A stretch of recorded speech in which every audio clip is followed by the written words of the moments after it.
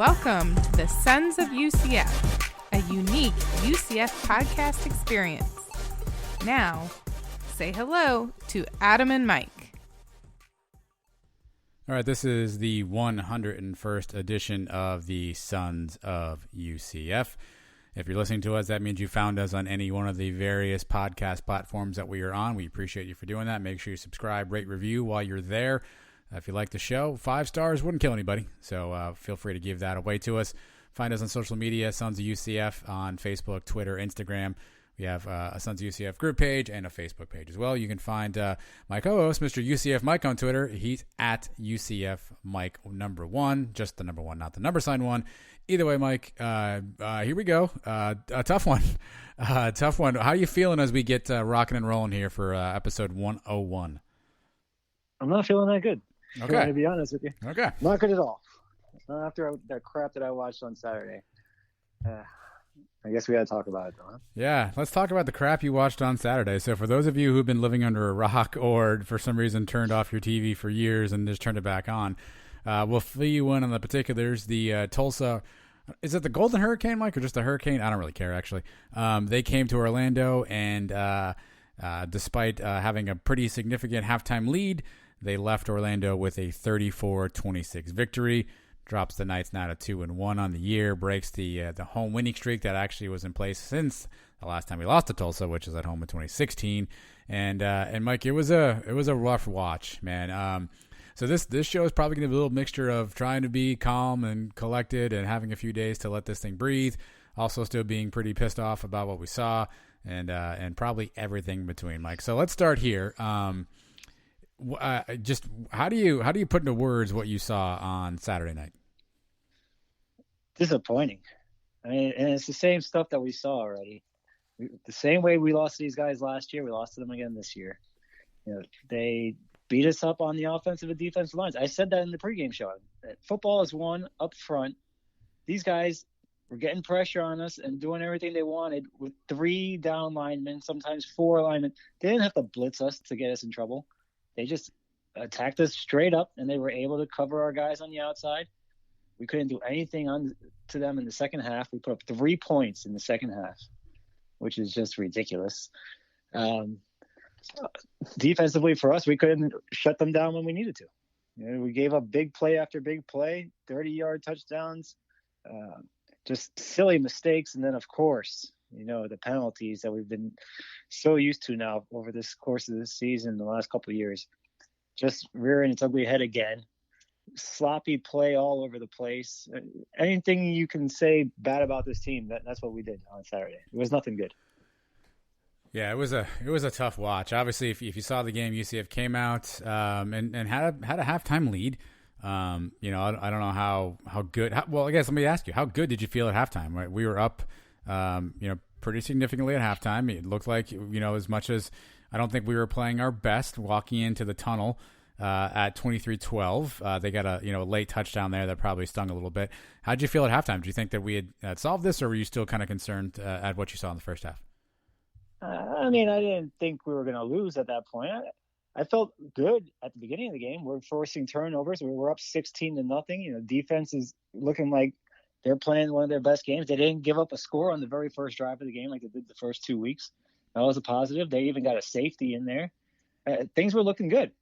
And then just slowly started falling apart. And it started right there at the end of the first half when we let them go down the field for that score, make it 23-12. And then the whole second half was just a disaster, a complete disaster.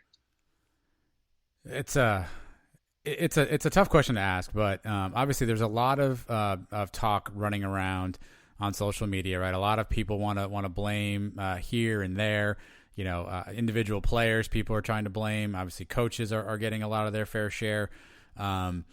You know, how much of this do you blame? I guess how much of this do you think is UCF kind of shooting ourselves in the foot, and how much of this do you give credit to Tulsa for actually playing a good game and sticking to a game plan and executing when they had to?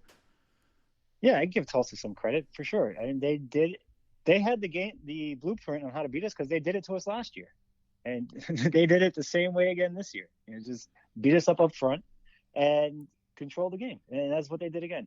And yeah, a lot of it was our fault. We turned the ball over, the penalties, like I said. we couldn't get into a rhythm at all on offense in the second half. So yeah, some of that's our fault, but a lot of it was on them too, playing smart because they knew what we were going to do. They knew exactly what we were going to do every time we had the ball. We were going to run up the middle. If they can stop that run right up the middle early, that'd kill the drive. They need to win a penalty here and there, and there was no way we were going to convert these 3rd and longs. And for as much of a homer as I am, we've done 100 episodes, right? And all I am, and I'm one of the biggest homers you can find. This is going to be a rough show for me to do because I've got nothing nice to say about anybody.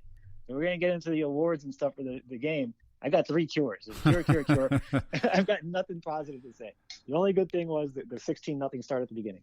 And that went away quick. I got a couple cures. I got one. I got 2 cures. Yeah, I threw a Liberty in there. Well, all right. Let's get to the meat of what a lot of people are talking about, Mike. And again, everyone wants to kind of assign blame here. I don't know that you can solely point to one person or one thing, but most people are pointing their fingers in the direction of one Joshua Kenneth Heupel, and essentially saying he got out coached, that he failed to make adjustments, that the players were not disciplined when they needed to be, that there was a lack of execution all over the field, that he wasn't reacting to what was happening in the game. I know we can probably do blame pie here, right? If you had to put a pie chart of how much blame you assign to certain people, of that blame pie, 100% option, how much of it do you assign to Coach Heupel? A lot. I don't know if I can put a certain number. If you want to put 50% of it on him and 50% on the players, I guess I'm okay with that. It's the same stuff we've been seeing, the same arguments we've had against Heupel for the last 3 years. My number one thing against Heupel since the very first day is he's not a head coach of the whole team. He's the head coach of the offense, and that's what he does is the whole offense. He's basically the offensive coordinator. Randy Shannon coaches the defense. I don't think that's a good thing for a head coach. I think you got to be in control of the whole team. He's the head coach of the offense, and the offense is what killed us in the second half. The offense did nothing. He didn't make the adjustments. You're right. He was calling the same plays over again, and the penalties. That goes straight to the head coach. Just last week we had 19 penalties. We had 18 more this week. I mean, how do you not fix something like that? On the same stupid things. I mean, freaking false starts over and over again. How many times do we have to say those are correctable mistakes? Those are something that you have to be fixed. They're not penalties in the middle of a play, in the heat of a play, like a pass interference. These are before the ball's even snapped. That's coaching. That always has been coaching. So I don't give him a pass at all.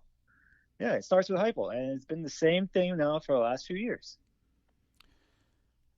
To I guess let's tell both sides of the story really quickly though. So a rash of injuries throughout the game.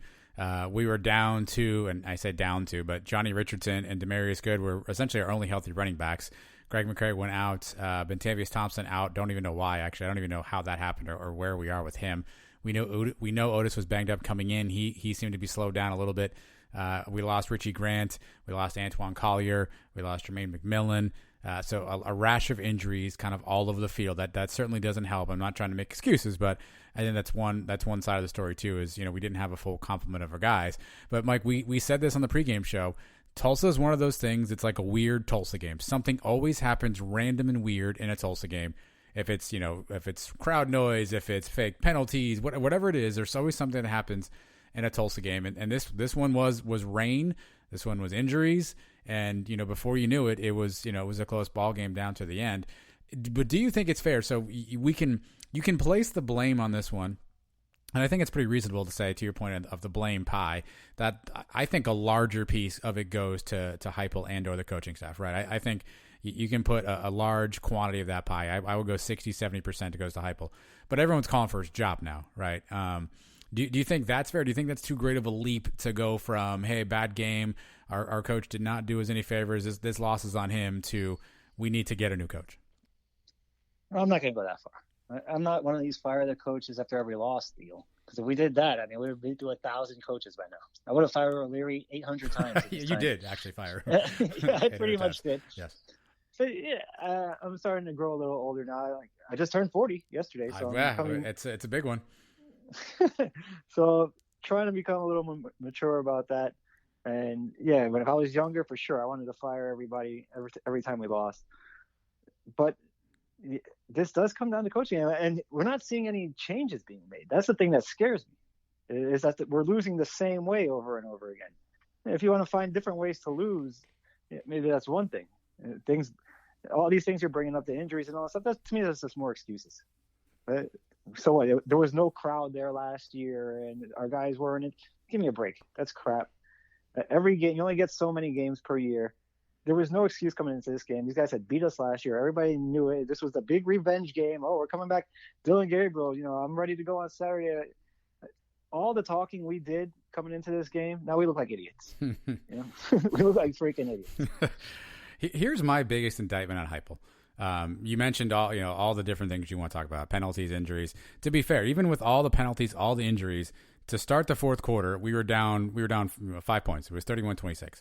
Right. So so we still had an entire 15-minute quarter to pull ahead and make a run, despite all the penalties at that point, despite all the injuries. It's a one possession game, and we still have an entire quarter to come back. And it's really kind of that late third, early fourth quarter where, to me, it almost looked like Heupel didn't know what to do.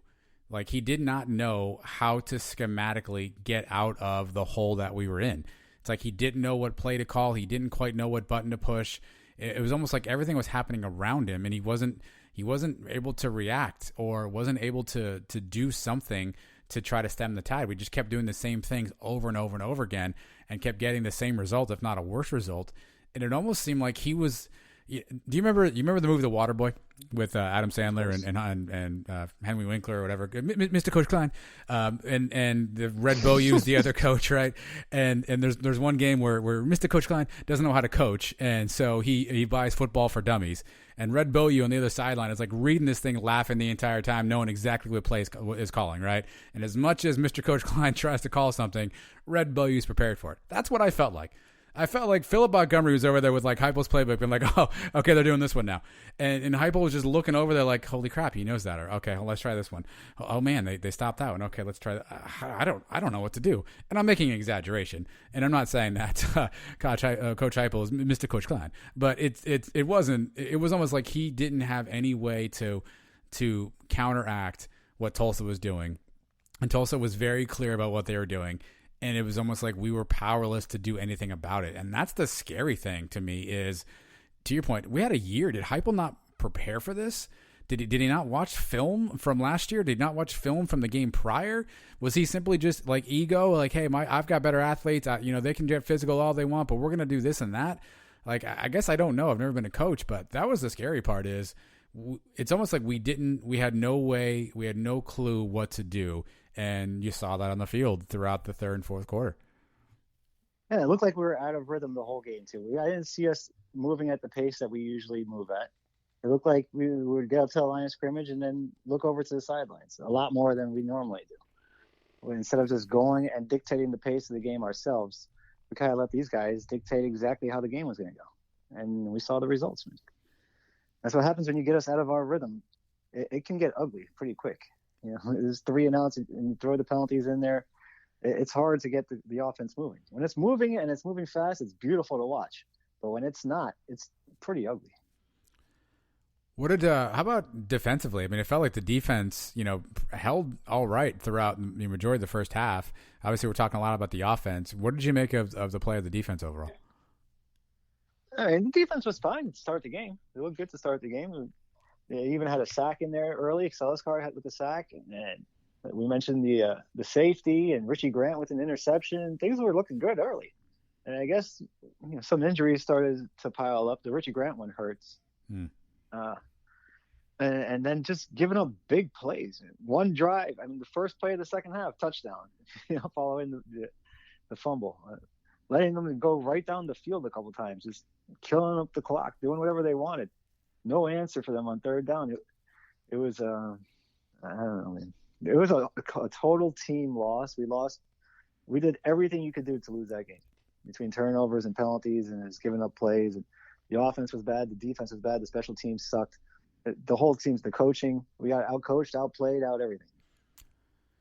Well, the fan reaction afterwards was pretty rough. If you belong to Brendan Hellwig's rivals message board. It was a dark place, and with a lot of 4-letter words. Twitter was a dark place. I hope we can all agree that calling out one specific player is probably not the right thing to do. In the moment, there's emotion. I get all that. To your point, most of us are adults. We should act like adults, and we don't always do that because that's why we're fans. But what did you make of the fan reaction? I think you saw it go from, hey, we're fine, it's okay, to fire Heupel to immediately to I'm done with this team. What did you kind of make of the overall sort of emotional roller coaster that was UCF fans Saturday night into early Sunday morning? I gotta be honest, I just didn't pay attention to it. I didn't post anything on the message boards or on Twitter or any of those. That's not what I do. I don't like to do that. And whatever I did read that night, I gotta be honest, I don't remember it by the next day because I had a bunch of Pacificos as we saw during the pregame show. Yeah, and and then I just ignored it the rest of the weekend. I didn't really go back and start reading all this stuff. I was miserable, man. I was miserable all day Sunday. I didn't want to think about the game. I didn't want to talk about it with anybody. So I kind of just stayed away from that stuff. And then today I see people coming around, supporting the team a little more and this and that. It's mixed. You get people that are still angry about it and attacking. The one thing you hate to see or hear about is people going after the kids on their social media thing. Yeah. I mean, that's just stupid. That's dumb. What are you going to accomplish out of that? Is, adding somebody on Twitter or whatever. And the kids feel worse than we do, if that's even possible to believe. Because I know I feel horrible after watching that game. They must feel 10 times worse than me. They put all the time into the off season and all the training and all that stuff going into these games, and then to lay a clunker like that, they must be very disappointed. So the last thing I would ever do is go on Twitter or whatever and just start bad mouthing these kids on their social media pages, even though I'm kind of doing it here on this show now. Well, that's the thing, right? Like, yeah, you do. But here's the challenge, right? Is it's fair to criticize and say we didn't play well. It's fair to criticize and say there were mistakes. It's fair to criticize and say, we ultimately, I think the last tweet I had out there is essentially we got what we deserved. Right? To your point, we didn't play sharp. We turned the ball over. We had self-inflicted penalties, and we didn't make plays when we needed to make plays. I don't think that's a low blow, cheap shot, hot take kind of deal. We didn't play well enough to win. And, collectively, everybody who played on the field, had the opportunity to go out there and make that one play that makes the difference. And unfortunately, it just didn't happen. That doesn't mean that people didn't make good plays. That doesn't mean people haven't played well throughout their career. It means in this one night, we had the opportunity for someone to make a play that was a difference maker. And ultimately, we came up 1, 2, 3, whatever, 4, 5, 10, 12, 20 plays short. I don't think that's unfair to say that. Now to say, no, we lost the game because of this guy. I mean, that's probably a little much, right? I think there's so many things within a game that, that we hardly see. But I think it's fair to say we didn't play well. And if you played that night, there's probably everyone to a man would sit down and go, man, I should have done this. I wish I could have done that. I had that one time, man. I wish I caught that. I should have blocked that guy. Man, I wish I stayed on sides or whatever, whoever you are. I think they all probably have that. And I hope Heupel has that too. Now, I don't know that because he won't ever tell us that. I think the players are a little bit more open about some of that stuff. If you read back to their social media about, I'm going to let this fuel me. This won't happen again. Now I know what to do. And, we're going to be tighter after this. I didn't really get that sense from Heupel, and he's kind of getting dragged for that one too, Mike, is he was kind of like, yeah, I got to play better. Want to know, no, it's on me, blah, blah, blah. What did you make of his kind of post-game demeanor and, where you think he's going to, take the team as we go into the bye week? I didn't watch his press conference either. I didn't see what he said after the game. I still haven't watched it. So call me unprepared for the show or whatever. I just didn't want to watch that stuff. But I'm not surprised. I'm sure he didn't say anything. Well, let me ask you, what do you think he said? I mean, we do the translator every week. What do you think he said to that stuff after the game? Oh, we got to shake it off, and we got a whole season to go, and we're going to go 1-0 next week, and it all starts with me, and we got to get this corrected by next Saturday when we go into Memphis, and it's a tough game next, and our focus is on the next game. That's all we can worry about right now. See, you saw it. I don't know. Yeah, I think you're lying. You saw it. I haven't watched any of it, but I'm imagining that's what it was. But, the game doesn't come down to one play. It never comes down to one play or one player or one coaching decision in a game. It was a full game of, like you said, 20, 30, 40 plays that all add up to what we saw. That's the only – really, that's the only way a team like Tulsa should be able to beat us, is with that many mistakes, that many problems, because we have more talent than that team, which makes this loss even more frustrating. We should be beating these guys, and they're beating us every time. I don't understand. They own us. Yeah. And I'm tired of it. I'm tired of losing to Tulsa. What's so some people are saying you actually, if you don't remember, you actually sent me a text message on Saturday night when I asked you this question. Is our season over? Is it all over from here? Right. Obviously, one loss now. Obviously, the season is not technically over. We have more games to play, but where are we at now? What's your optimism level about what we're playing for going from here on out? I can only imagine what my actual text would be. I'm sure if at the time I said it was over, back up the truck, turn this place into a parking lot. I think that's actually a quote. Yes. Obviously the season's not over. If you want to look at it that way, yes, we've lost one game. We control our own destiny still. We win the rest of our games. That means we would have beat Memphis. We would have beat Cincinnati. We'd beat everybody else, and we would get into. The only way we wouldn't get in, I guess, you say we don't control our destiny, is if SMU goes undefeated and Tulsa wins out the rest of the games, then we're out. Mm-hmm. So in a way, we don't control our own destiny, but the chances of that are very slim. So we win the rest of our games. Yeah, we should be able to play in the conference championship game. Do I think that's likely? Looking at how we played this week, I mean, we went over the season before the schedule before the season started, and we thought we were going to win every single game. Now you ask me, now I'm not too confident. Definitely about the Memphis game. I don't see that as a win. And there's a couple other ones on there now I'm not so sure of. So this seems like last year all over again. 2-3 losses, and who knows? Probably not. We're probably not going to be in the championship game. But we'll see. There's a long way to go. Let's see what happens. Here's a fascinating angle that I'm curious about. We don't know, right? Because he hasn't spoken to the media. I don't know that he will. What do you think Danny White is thinking right now, right? I mean, we don't do the Danny White translator. He doesn't talk to the media all that often. But let me just set the backdrop for everybody really quickly, just so here are just some thoughts, right? Obviously, we're playing in a pandemic environment right now where you don't have the ability to have the same number of fans as you normally would.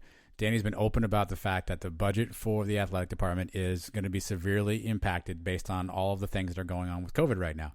Obviously, he wants to get as many people in the stands as he can, so much so that a lot of people were upset about the way that the ticket prices worked out and, season ticket holders, how much that was going to cost them and all that stuff, right? We can get, I think, 11K, Mike, I think was the limit that you get in the stadium. Reports are that it was somewhere closer to 8K was in the building, right? So you're already, we didn't maximize all of that, and maybe that's rain, maybe that's to be expected. We have a team that's obviously, on the cusp of becoming a top 10 team. There's certainly a lot of revenue options available to us. The better we are, the better bowls we get in, and so on and so forth. And then we go and lay one on the field against Tulsa. How do you think Danny White digests all of this? And what do you think if you could give him truth serum? What do you think he really is? I hope Danny White doesn't drink as much during the games as I do. Yeah, he has to be pissed. You're right, because we only have 3 more home games now. Is he really going to get a big crowd for Tulane? I don't think so. Cincinnati is a possibility if we're still in it there at the end. What's the other home game? Temple. Temple, yeah. I mean, we're not drawing too many fans for that. You're right. We were about to be a top 10 team this week, and we couldn't fill 11,000 seats. And I don't know how many people actually renewed their season tickets. I guess out of that 8,000 that were there this week, probably 2,000-3,000 of those maybe were people that just bought single game tickets or decided to go in the last couple of days. So we probably have like 4,000 or 5,000 seats, 6,000 seats sold for the year. And who knows if people are even going to choose to go. You got the COVID risks still out there. People are willing to go for a good team, but for a team with 1-2 losses and they're not playing for anything late in the year, it's going to be a ghost town over there. Well, I don't know how the revenue on it works too, but I mean, essentially at this point, we potentially hurt our chances of hosting the conference championship game, which obviously could have been to, I guess, the top. I think they're working the top team based on all the teams in the American, right? So at this point, it would be a tough, not that it's impossible, a tough stretch to get to that. And then, Mike, the other thing that UCF has hung its hat on is, while I recognize that we all would love an equitable shot to get into the playoff, I think Danny's been pretty upfront about the fact that I think everybody kind of knows it. We've always kind of been the long shot, right? We went undefeated and couldn't get in, for crying out loud. And this could have been the year that took place, but there's no guarantees, right? We were already seeing teams that hadn't even put on shoulder pads this year ranked ahead of us, right? So I think we all knew it was a long shot. But what we do know is possible, and what we do know has financial impact, is a New Year's Six Bowl, whatever that becomes this year. Again, whether they're having bowls or not. And to your point earlier, now this puts that in jeopardy. Now it's a long road ahead. It's not an impossible road. It's not a closed road, but it's a longer road ahead. And so if Danny's looking at it and saying, hey, we've got a good team, we get to a New Year's Six Bowl, and I highly doubt Danny takes money that hasn't come in yet as income, right? I don't think he's making the budget going, you know what, we'll get 10 mil from the Peach. That's fine. I don't think he's smart enough. I don't think he budgets like that, but it has an impact. And I'd love to understand, what he thinks. Also financially, for those people who want to get rid of Heupel, where's that money coming from? Right, where's the money coming from to pay his buyout, or to get him off the books, or to buy out his staff? Where's that money coming from? Where's the money coming from to hire the new coach, whoever that person is? So, I mean, I'd love to hear Danny White on, you and him split a 24 of Pacifico and see what he comes out with. Yeah, man, I don't know what he's going to do. I don't think he's going to do anything. But the New Year's Six Bowl, that is, people are still hanging their head on that. Just because we win the American doesn't guarantee we're going to the New Year's Six Bowl. Sure, and especially in a year like this, BYU is probably going to go undefeated. They'll probably end up winning one of those spots. Yeah. Look at the rest of their schedule. They got the Houston game coming up next week. Other than that, they should be able to win the rest of their games. So there is no guarantee that they're going to put the American champ in there. Then you got the Mountain West coming back in a few weeks. You got Boise. If they run the table, they'll get that spot. So that's I got to tell you, the New Year's Six is probably gone for now, unless we start getting a lot of help and other teams start losing. Well, so, I mean, I wouldn't even think about that. Yeah, I think it's fair to say that had we not lost to Tulsa, we're basically a top 10 team, I think, at that point, right? I think Oklahoma, Texas, somebody else I think in front of us lost. So we're basically a top 10 team. If we rerun the table going undefeated, I mean, we're a top 10 team. I highly doubt they leave us out of the New Year's Six. I guess BYU is a good argument, but all that, all the air just saps out of the balloon, when that final whistle blew. And I'd love to hear Danny in an honest moment to kind of get his thoughts on what this means, because while it's just one loss on the field, obviously this season has a lot of implications. And, while I don't necessarily think anyone should lose their job over one game per se, so I don't think Danny's going to go down and be like, you know what, Heupel, you cost me the New Year's Six Bowl, get the hell out of here. I don't think that's going to happen, but I'd be fascinated to kind of learn, what he does. So what do you want? So we have a bye week coming up next week, so no game on Saturday. What do you want Heupel to be doing with the team from the time this hits the airwaves until the time that we take the field, 3:30 on Saturday on ABC, by the way, at Memphis? What do you want Heupel to be focused on? Line up and snap the ball on time every time, 100 times in a row. Keep doing that over and over again. Don't even have to run any plays. Line up, snap the ball with no false starts. Take that, clear it up right now. Then mix in some new plays in the playbook. There's got to be more in there. There's got to be some stuff that we have that we're not doing. Use the middle of the field a little more. Do something different instead of the same thing. How many times and a lot of times it works. We run a play, we run up, and we run the same exact play over again. We run up and we run the same exact play until somebody proves they can stop us. But what happens when they stop us the first time? Then that throws everything off whack. We got to start being a little more versatile on offense.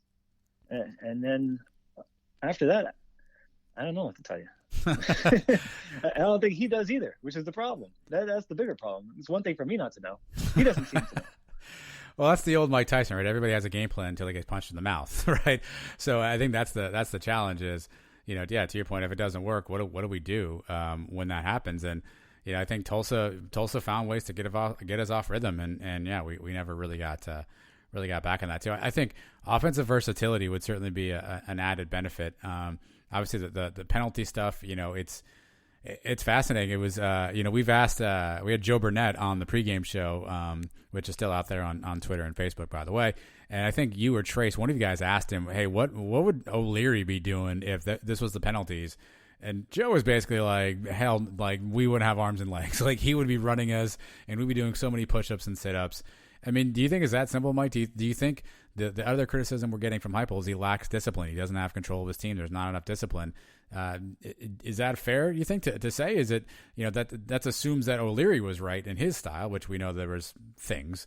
Do you think that's fair to say that Heupel, maybe doesn't have the discipline that he needs for the team?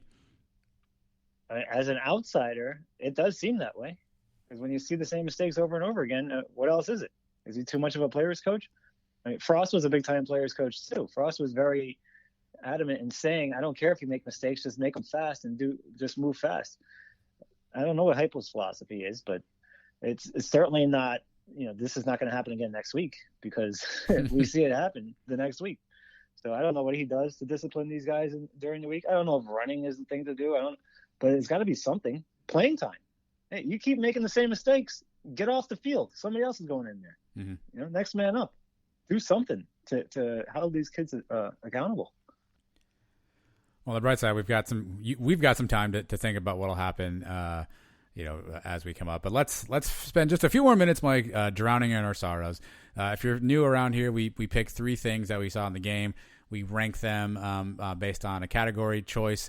Categories are named after our previous bowl appearances.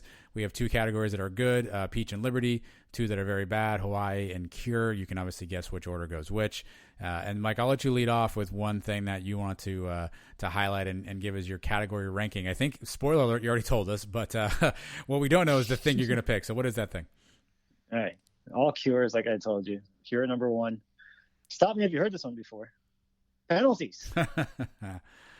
18 penalties. Last week was 19, 139 yards. This week, 18 for 124 yards. And it was everybody committing them. And the offensive line with the false starts, I can't take it anymore. Samuel Jackson, Tatum, Matt Lee. How many times with the snap infractions? And yeah, there were some crap penalties in there too. The targeting on Cradle. What the hell was that? My God, that's what I don't How even is know. that targeting? I guess he's just supposed to lay down. Like, as he was approaching the defender, he was just supposed to fall down, I guess, is what he's supposed to do. That's such a reactionary call, man, because I think it's coming off the heels of the Richie Grant hit, right? I think Richie Grant got injured previous to that. And yes, I understand protect the player, blah, blah, blah, blah, blah. But I don't even know if I've ever seen an offensive targeting like that. I guess you're just not supposed to try to be physical. Once you catch the ball, just fall to the ground. But then they can review it, and they're stuck with it. I couldn't believe it. I thought for sure once they reviewed it, okay, fine, that's very obviously not targeting. And they come back and they kick the kid out of the game. Yeah. All kinds of penalties. A delay a game. How about unsportsmanlike conduct on Alex Ward for throwing a helmet? What the hell? Finally, the special teams makes a good play. They go down, cover a kick, and this guy's picking up a helmet and throwing it across the field. Yeah. Give me a break. That is undisciplined. I mean, you're a freaking long snapper, dude. Be happy that the guy didn't run you over. Just get off the field. Don't pick up a helmet and throw it. Then you give them the ball at the 40-yard line. What do? They go right down and score a freaking touchdown. Things like that drive me nuts. I can't watch that kind of football. It's disgusting.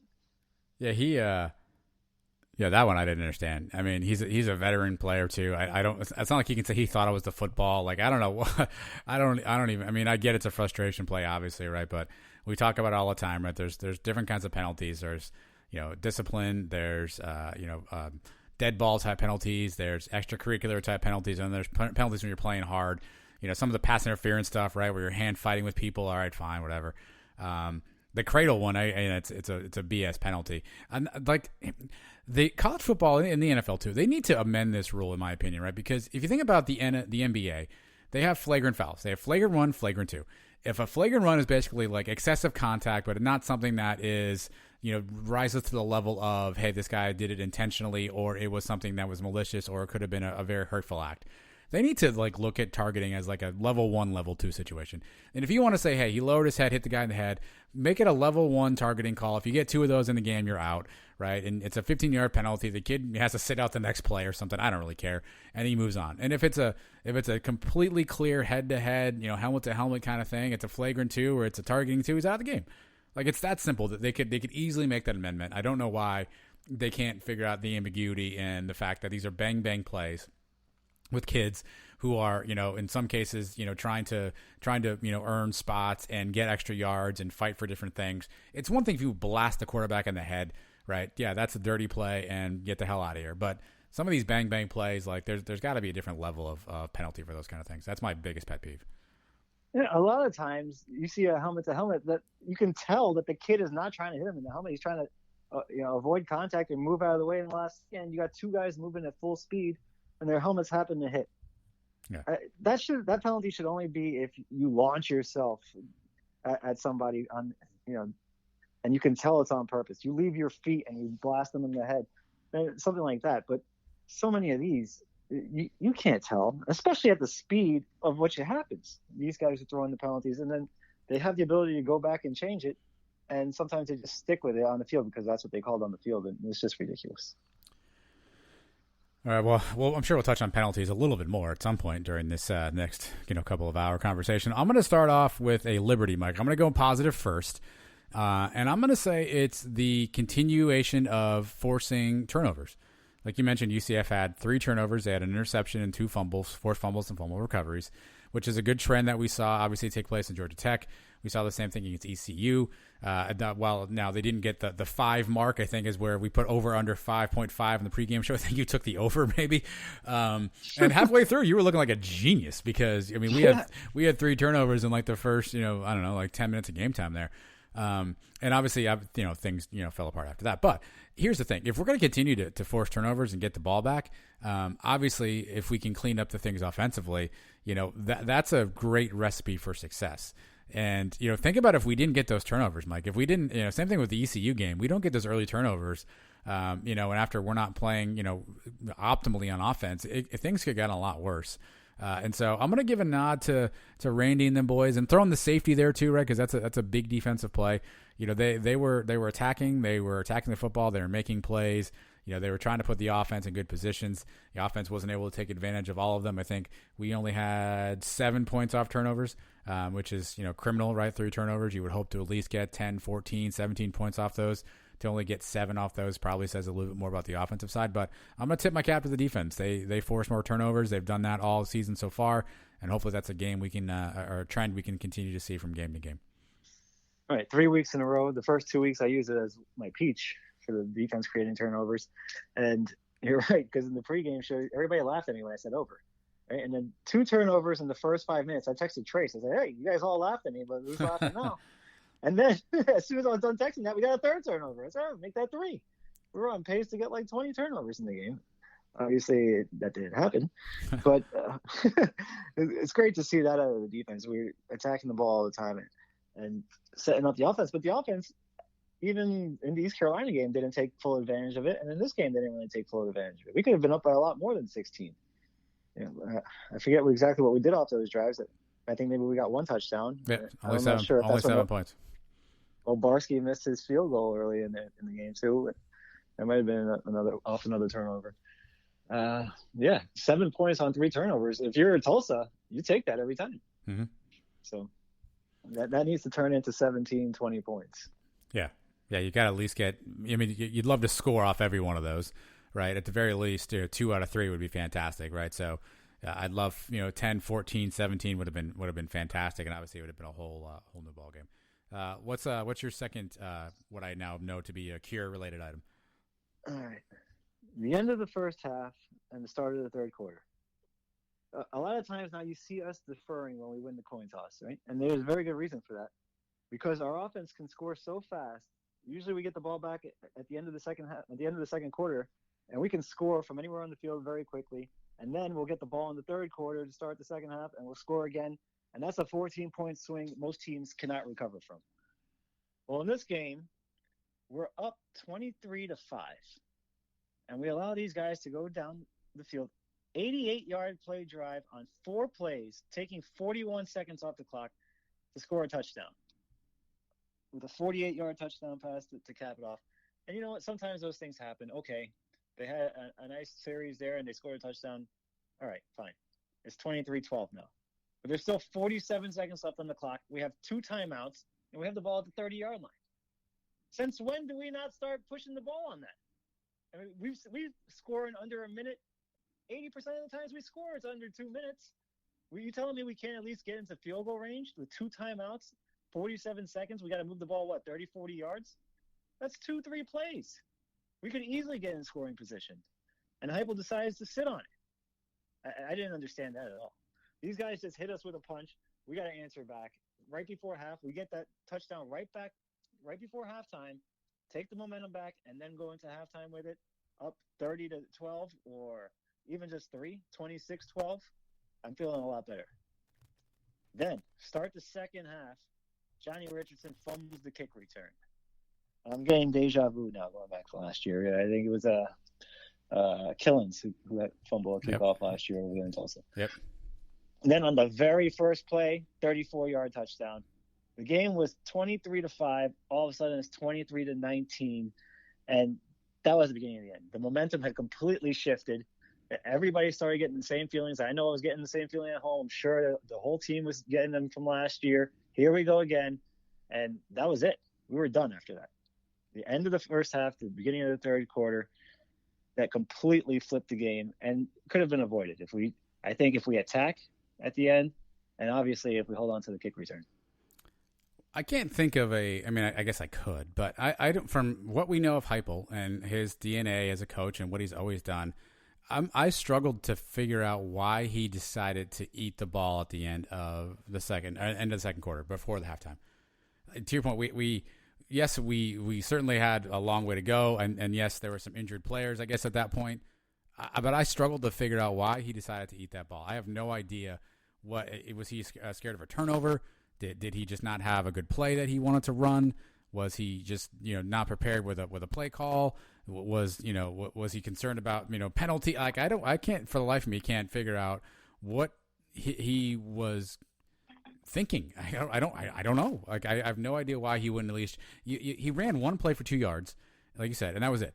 Like, why not take a shot? Why not try to throw a little deep ball and see if you get a little PI or something, right? Why not take a leap of faith, at the very end there? And if you get lucky, great. If you don't, you go in the halftime, you're fine. For the life of me, I can't think of a reason why he wouldn't want to do that. No, like he ran the one play, and if Otis breaks it for 10, 15 yards or whatever, then he would hurry up and maybe go again. But that was his plan. Just let's see if just in case. I mean, I think you got to be more aggressive. Come out and throw the ball on first down. It's not like Tulsa was going to call their timeouts and try to stop us. If you throw an incomplete or whatever, then try to run a second play. If not, then maybe go into halftime. But he didn't show any kind of guts, really, for lack of a better word.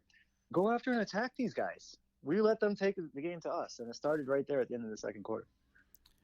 Yeah, I don't quite have an answer for that. Again, that's part of was he not confident in his strategy? Was he just concerned about what he was doing? That's just part of what I said earlier. It's like almost like he didn't know what to do or how to react, and it's almost like he just didn't know how to kind of play that one. So I guess I doubt he'll ever answer that question when someone gets him in front of a microphone, but I'd love to understand his thought process there.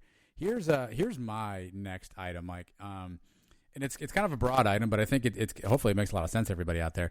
I'm going to go special teams. I think our special teams play in this game was not good. It's going to be a cure-rated thing for me. And here are just some of the particulars I'm talking about. We had 2 fumbles. Obviously, we had an Otis fumble a punt. We had Johnny Richardson fumble the kickoff. Obarski missed a field goal. We had the Alex Ward throwing of the helmet penalty. We made too many little minor gaffes on special teams.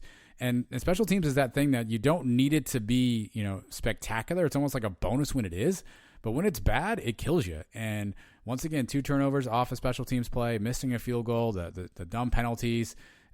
Special teams did not do us any favors. I know Heupel says all 3 phases of the game, but the special teams efforts, just were certainly a problem, and they ended up, I think, helping us to contribute to the loss overall. So I'm going to go special teams. I know, Osteen actually had a couple of good punts. I mean, he didn't play bad per se. Barsky misses 1 kick. It was a chipper though. I mean, that's one that the kid's got to make because it was a pretty close in kick. But it's Osteen averaged 46 yards a punt. But he only had 2 in the 20, 1 touchback. Tulsa's punter had 4 that he pinned us in the 20. So I think even Joe Burnett was commenting on a fair catch that Otis or somebody had made, deep in their own territory there. It just, special teams was not sharp, and it's a night where, again, one of those weird fluky things, right, where our special teams kind of falls apart a little bit and Tulsa takes advantage. Special teams has not been good for a while now. Maybe it's since Heupel got here. We haven't had good kick returns. We haven't had a kick return for a touchdown since Mark Hughes did it against the Cows. We haven't had any big kick returns. How many kick returns do we get past the 50 ever? It doesn't seem like that happens anymore. And then you add in the turnovers and the penalties to it, and it's just a disaster. And the missed field goal, we gave Obarski a lot of credit last week for making the field goals, and they were all short field goals, and he made them. Good for him. But this one was, 21, 26 yards or something? Mm-hmm. You got to hit that. Mm-hmm. Those are 3 points. Those 3 points makes a huge difference at the end of the game. Instead of being down 8, you're down 5. A touchdown wins it. Instead, you got to, even if we would have scored, we still would have needed a 2-point conversion to tie the game. And then even then, you're not guaranteed. You're playing, hopefully, for overtime. It just changes the whole complexity of the game, changes how you call plays later.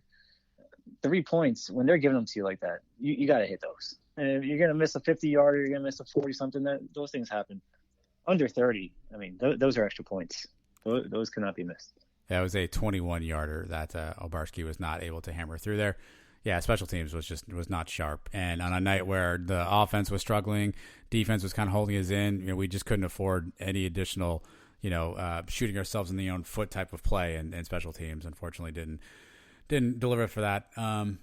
I guess your third cure, Mike. I now know what we're dealing with here. What's the third thing you got on your list? Well, we've discussed this a lot already, but just the hypo predictability. And we've seen it now over and over again. It's the same place. And somebody, I think on Twitter, said it's true. It seems like it's 3 plays. That's what we run. We run the ball up the middle. We throw a sideline screen, and we throw it deep down the sideline. That's it. And if you're a defense, you know that we're not going to throw the ball over the middle. We never use the middle of the field passing the ball. So put all your linebackers up there and stuff the run. You stuff the run up the middle, especially on first down. Then you got us going backwards. Then we're not moving at the pace we'd like to, and we're screwed. There's no creativity in the run game. It's not like we're running all kinds of different options and zones, and we're not doing anything. And Golesh was brought in here, and all we heard was, "Oh, this guy's a tight end guru. We're gonna get the tight ends mixed in." He's the tight end whisperer. Yeah, Jake Hescock's gonna go nuts this year. We're gonna see all kinds of things, and we haven't seen anything. We haven't seen anything out of the tight ends. It's because we don't throw the ball in the middle of the field. Why not? Why not? Not since Colubiali have we thrown the ball over the middle for 10, 15 yards to a tight end. I don't see any slants or anything across the middle. I don't know what the heck we're doing. Yeah. The Dylan Gabriel designed runs, where were they this week? We praised Heupel in the first week. Oh, here we go. We're opening up the playbook for Dylan. We're going to let him run a little bit. We're going to loosen up the defense. They're not going to know where to hit him. Now we don't do that anymore either. So I don't know what Heupel's doing. He sticks to these same plays over and over again, and he doesn't ever want to adjust. He doesn't want to change to anything else. And it's frustrating as hell. And the other coaches, you're right. Montgomery was sitting there saying, I know exactly what this guy's going to run. If he doesn't run up the middle, he's going to throw it to the sideline. He's going to throw it deep. Every once in a while, they'll give up a deep pass. But big deal. In the long run, it's not going to kill him. Mr. Coach Klein, yeah, it just wasn't pretty. The thing that, look, I don't know if it's creativity or if it's concerning, because I know it was a package that we used before. I think we used it with Tristan Hill before, but our goal line play was to hand it to our offensive guard, right? Like, we were having so much trouble getting that ball in that we finally had to turn around and give it to Cole Schneider. And while I get that's a trick play and a lot of teams use that, and obviously it has a lot of success. Like, the fact that the previous attempts to score on that play weren't successful, that we had to go to our offensive guard coming in to run it. I mean, while that's great and all, like, that concerns me, right? No gain for Otis on first, no gain for Otis on second, no gain for Otis on third. Fourth down, we had to turn to Cole Schneider. Like, I don't know, man. While I get you're on the 1 yard line and conventional wisdom says just punch that thing in, we couldn't do it on 3 tries, and finally we brought in, a non-running back. It works and people do it, but that was, to me, I was kind of like, wow, this is where we are. Like, these are our only options now is something kind of trick and a little bit off schedule to get in for the end zone. While it worked, it was still a concern. Yeah, you're absolutely right. It was like last year with the Brandon Wimbush package where it worked for first or second or third down, and finally you had to do some kind of trick play with Mac throwing it to Roberson or something. So frustrating to watch. You're right. We depended on a trick play from third and goal or fourth and goal or whatever it was because we couldn't punch it in 1 yard, 2 yards. It's sad. Our red zone offense went backwards again this week, where we go down the field and just bog down again. And we attempted a couple short field goals. Last week we had 3 short field goals. This one, the one Barsky missed, and there was another one. Yep. And red zone offense again is a killer. Well, you said that. Here's my last one. It's a cure, FYI. You said that games aren't lost on one play or whatever and whatnot. I beg to differ. They're lost on one possession. Like, here's the possession that, in my opinion, encapsulated everything that you need to know about the game. If you didn't see the game and you're just listening to us for the first time, I'm going to describe for you a series of plays, and you're going to go, oh, yeah, that's how we lost, right? So here we are. The score is 26-25. UCF is up 1. We get the ball back, 4:41 to go in the end of the third quarter. Now, granted, we are starting from our own 4-yard line. So to begin with, we had a punt that got down at the 4. So I guess that happens. I don't remember exactly how it got there, if we fair caught, whatever that was, right? So the first play, 3-yard rush for Otis Anderson. Everything's great. Next play, we throw one to Jacob Harris, incomplete. But guess what? We get PI. We get a first down, 1st and 10 on the 22. Complete pass to Jalen Robinson for 13. Then we get first down again from the 35. Richardson runs for 3 yards, and then we have a false start penalty in Matt Lee. So now we're 2nd and 12. Complete pass to Cradle, and this is the play where we got the personal foul. So now we lose 15 yards. So now it's 2nd and 8 from our 37. Incomplete to Marlon. 3rd and 1. Johnny Richardson. Complete to Marlon for 7. I can't read. 3rd and 1. Richardson rushes for 3 yards. Now it's 1st and 10 on our 47. False start Matt Lee. 1st and 15 on our 42. Loss of 2 from Johnny Richardson. Now it's 2nd and 17 from our 40. Incomplete pass to Jacob Harris. 3rd and 17 from our 40. Delay of gain, Dylan Gabriel. 3rd and 22 from our 35. Complete pass to Otis for 2 yards. 4th and 24, we punt. Osteen punts it down. Unsportsmanlike conduct. Alex Ward throws a helmet, 15-yard penalty. That sequence of plays right there from 4:41 until 18 seconds, that's when I knew we were done. When we could muster nothing, and it sprinkled in with multiple false starts, with 2 other, one stupid call penalty and one just stupid penalty overall. A delay of game when Gabriel was looking at the sideline. So this was after a pass interference call, or what we thought would be a pass interference between Jacob Harris and a defender. They were arm fighting the entire time, and to your point, Heupel's typically like, let's go. We're at the line. And Dylan just stood there. And I don't know if he couldn't get the play, if Heupel didn't have a play for him, if Heupel was too busy talking to officials. But to take a delay a game right there, like, when's the last time we usually snap the ball with like 32 seconds on the play clock, and we have to take a delay a game? And it's not even an intentional one. It was just mind-boggling. That entire series just encapsulated the entire game for me. And when you think about why we lost, I think you can go back to these 10 or 12 items or plays here that I read really poorly, by the way, to show why it is that we lost. Yep, that was a long, drawn-out way of doing it, as opposed to the 5-6 plays I mentioned at the end of the second and beginning of the third. But we did it again, and you did it twice in the same game. It's disaster, recipe for disaster, and you can't bounce back from that. The sequence I talked about cost us 14 points. The sequence you talked about cost us another 7. There's 21 points, and we lost by 8. Well, that's the thing. That's why I brought this up too, because for all of the things that we talked about, all the penalties, all the nonsense, the halftime stuff, we have the ball going, into the fourth quarter up by a point. Right at that point, it's 26-25. Let's say we punch that one in for a touchdown. Right. Let's say we don't have 1, 2, 3 penalties on that drive. Let's say that we don't take a delay a game on that drive. Let's say we don't call some of these runs up the middle for a yard or 2. Right. And we punch that in, or we get a field goal. Like it could be a different game. And that's to me the part that, despite how poorly we played throughout, we were still in this thing in the fourth quarter. And despite that, I had zero confidence we were going to win. Oh yeah, I didn't think we were going to win after halftime. Coming into the third quarter, Once they cut the lead down to 4, and then we started doing nothing with it, I had no confidence anymore. It was nothing but cursing and just screaming in my house. It was a bad scene. I do not want to relive that. It was a bad scene for. This has been a bad first segment of the show too. It's been pretty heavy. But let's throw a quick commercial at everybody here, and we'll come back and lighten it up. We've got UCF observations. So again, Mike and I take a lot of notes during the game. Mike's probably he couldn't read or he wrote left-handed because of his Pacifico count. But either way, stick around. Quick commercial, and we'll come back. UCF observations. All right, it's back.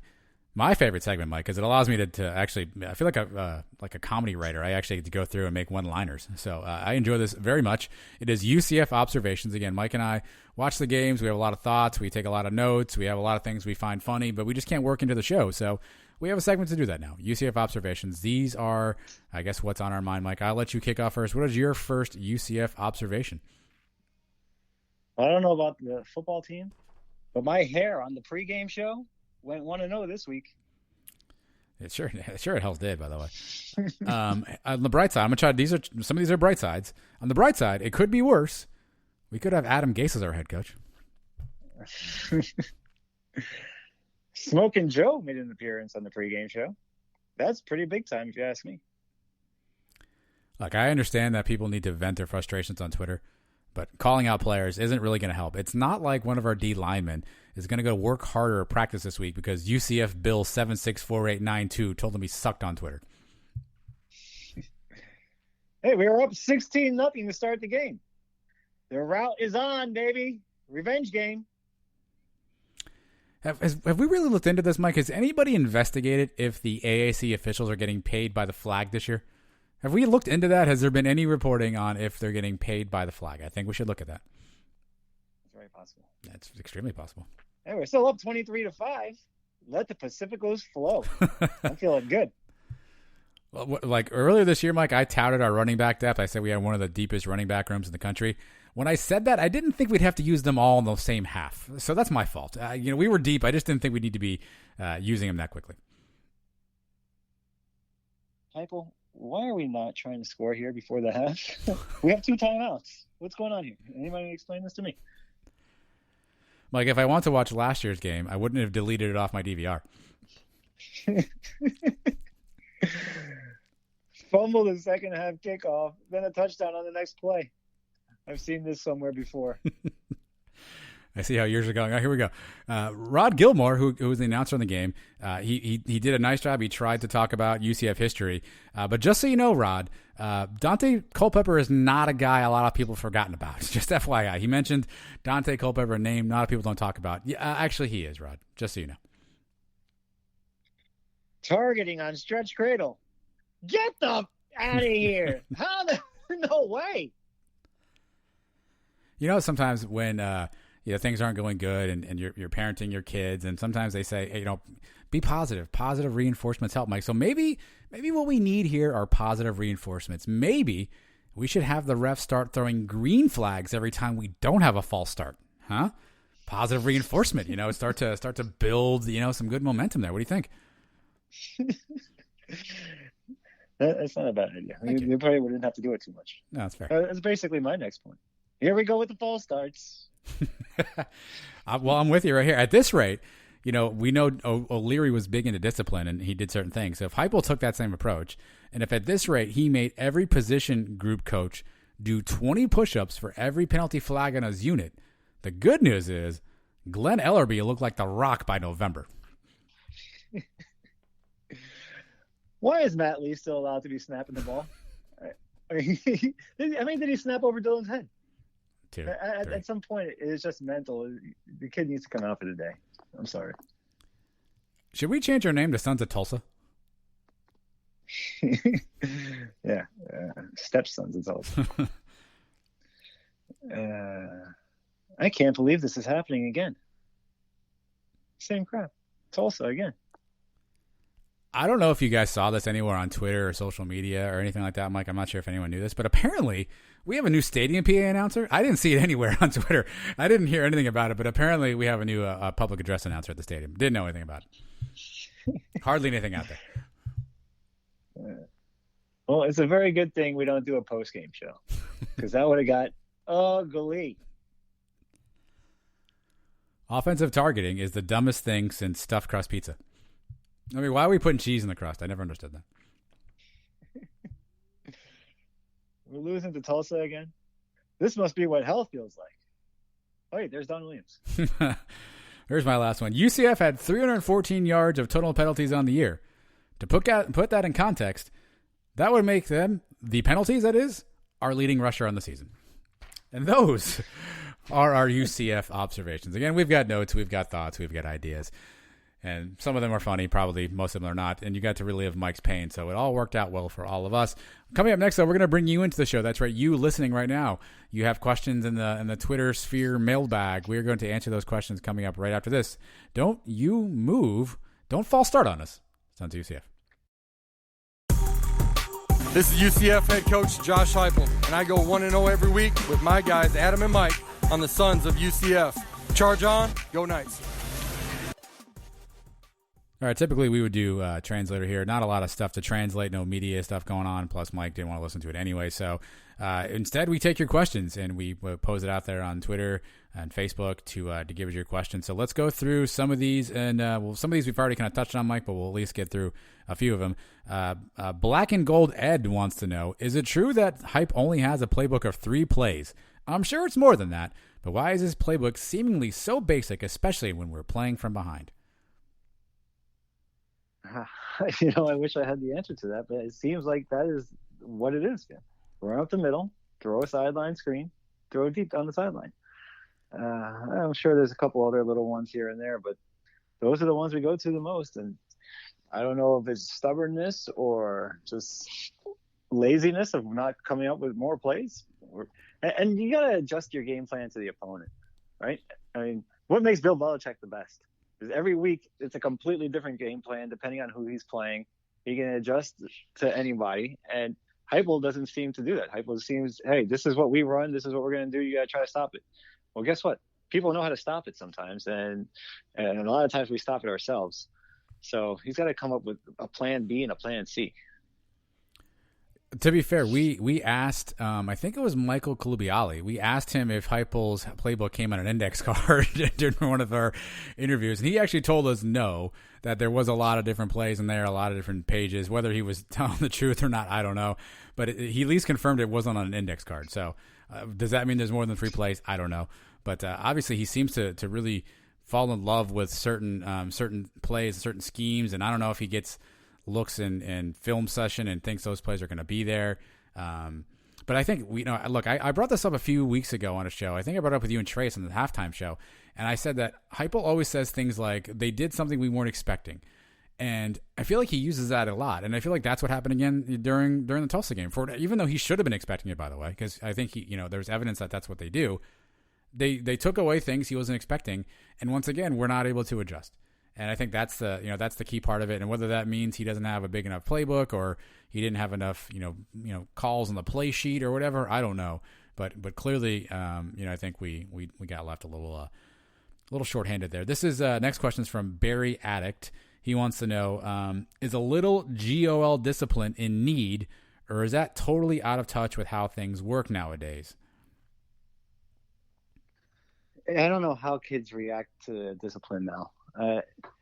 I don't think you can get away with the same George O'Leary style because you probably lose the team a lot faster nowadays. I think the kids are a lot more sensitive and they want the players, coaches, and the players are able to speak out now a lot more, which I guess is a good thing. But at the same time, I don't think they fear the coaches at all. And I don't know. You always have a picture of a football coach being a disciplinarian, right? Even Pop Warner football coaches, high school football coaches, you always see them as the guy that yelling at the team and getting people in line, and people respect them and do it. I don't know if that's the case here. I don't know. Our guys definitely are not scared of Heupel and company. And if they were, I think maybe we'd see a little more discipline. But I don't know if you can do it the same way George did it, but there's got to be a way to do it.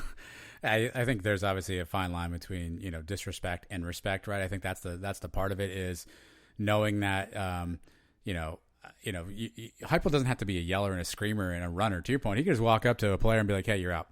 Go sit down."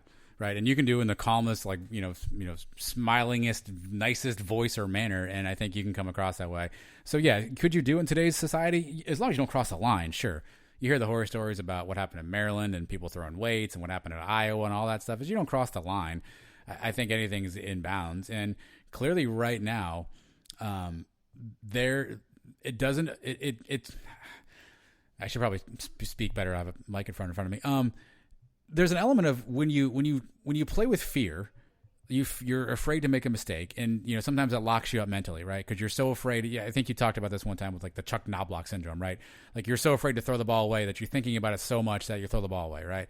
And so if I'm an offensive lineman and I'm so afraid that if I flinch a muscle here, right, if I so much as fart right now, I'm gonna get benched for the rest of my career, and I'm playing with fear. Am I not thinking straight? Am I not, focused on the game? Am I too focused on that piece? And maybe I'm not playing my best, right? That's one side of the coin. Then the other side is there's no repercussions at all, and you can just false start all you want, and you're like, oh, no big deal. I'll just tell coach I'm sorry. I'll have to run out to practice. No big deal. You have to find that balance. And I just don't know if Heupel's found that balance. He's either on one side or the other. Maybe maybe we're all wrong. Maybe he's on that side where everyone's so locked up mentally that they can't focus because of, what their repercussions, right? Or it's the converse. It's, they don't, fear any retribution. And I don't mean that in a negative way, but fear any repercussions from their actions. And so, they just kind of do what they want. I don't know either way because, obviously we don't get to hear or see that kind of stuff from Heupel. Well, I think Nick Saban is looked at as a disciplinarian. I don't think he takes too much crap, and it seems to work for him. Of course, he does have the best players in the country, but I mean, you don't see his team making mistakes, right? You don't see Belichick's teams making mistakes. I think last night they committed their first offensive penalty of the season 4 weeks into the season. That's coaching, man. That's having guys accountable and knowing exactly what they're supposed to do. So I'd like to see that a little bit more. That's for sure. It's a fun fact. All right, this next one comes from our friend UCF MSU Clemson. By the way, still working on those old shows. Just sit tight. She wants to know, can we still make it to a New Year's Bowl game? What happens when we lose to Cincy? So both those things can't be true, by the way. So if we lose to Cincy, no way we're going to a New Year's Six Bowls game. I think we answered this earlier. Could we go to a New Year's Six Bowl game? Maybe. It's a tough path at this point. We're going to need a lot of help. We're going to need a lot of people in the American to beat each other up now. We're going to need BYU to probably take a stumble at some point, and we got to watch the Mountain West. Boise obviously is always a team that people love to put in there. So long road ahead. It certainly doesn't help with a loss. But if we lose to Cincy, back-to-back Gasparilla Bowls, baby. Our next question comes from Golden Eye 2. It's a two-parter. Do you see this flop? Do you think a similar performance is possible for Memphis and Cincinnati? I'm scared of the Memphis game, that's for sure. The Memphis game now is an elimination game. And they lost this past week, too, to SMU. So they don't have a tiebreaker with SMU. We don't play SMU. SMU's in the driver's seat now. They can run the table and get in. Cincinnati controls their own destiny. Tulsa controls their own. We don't, as we discussed. The loser of the Memphis UCF game in 2 weeks, I think, is out. They're not going to – I don't think you can get in the championship game with 2-3 losses. So we have our one now. We got to win the rest of our games, and I don't know, man. I'm not confident in that game. That's for sure. On the road, coming off the performance we just saw, so we'll see what happens in 2 weeks. But it's not looking good. The next of a two-part question from Golden Knight 2. I feel like Golesh hasn't contributed much at all to the offense since his arrival. Our tight ends have little to no impact since last season. Do you think we need a dedicated offensive coordinator, play caller? Well, I said this earlier in the show. I think the head coach should be the head coach of the team, and yeah, we should have an offensive coordinator and defensive coordinator. And the good head coach is in tune with both sides of the football. I don't think that's the case here with Heupel. I think he is the offensive coordinator. So if you're saying you want somebody else to call plays besides him, I wouldn't be completely against that either. But that's not going to happen. There's no way that's going to happen. There's no way that's going to happen. The only way that happens if Danny White goes down and says this guy's calling plays, which I don't think Danny's that kind of AD. I obviously don't know how Heupel will react to that, but I can't see a scenario where Heupel's going to go, hey, go ahead, Golesh, take the play calls. I don't know if Golesh called plays at Iowa State. I don't know. He was offensive coordinator / tight ends coach, or whatever. I don't know what he called, if he called plays, if they had another OC. Anthony Tucker was a running back coach last year. I think he was a running back coach at Maryland prior. I don't know if he's ever called plays before. Not that precludes them from doing it now. It's just you don't have a lot of experience, and I can't imagine Heupel is going to be willing to kind of give that piece of it up. Next question. Longwood Knight wants to know, should we be concerned that we're so predictable that the TV announcers basically call what plays we're going to run next? It's a big concern, that's for sure. I know Tony Romo has made a living off it now for the last couple of years, predicting what the teams are going to run.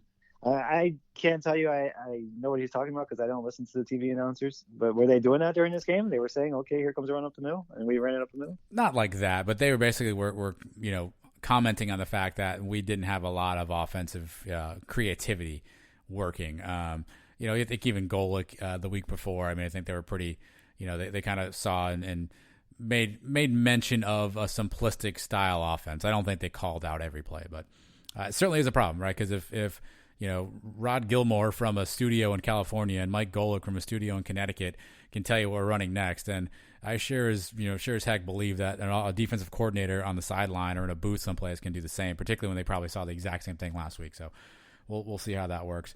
Our good friend Citro Knight Apparel wants to know, can Hype adjust? Does he have the chops and confidence in his team to throw out new formations and personnel sets when the game calls for it?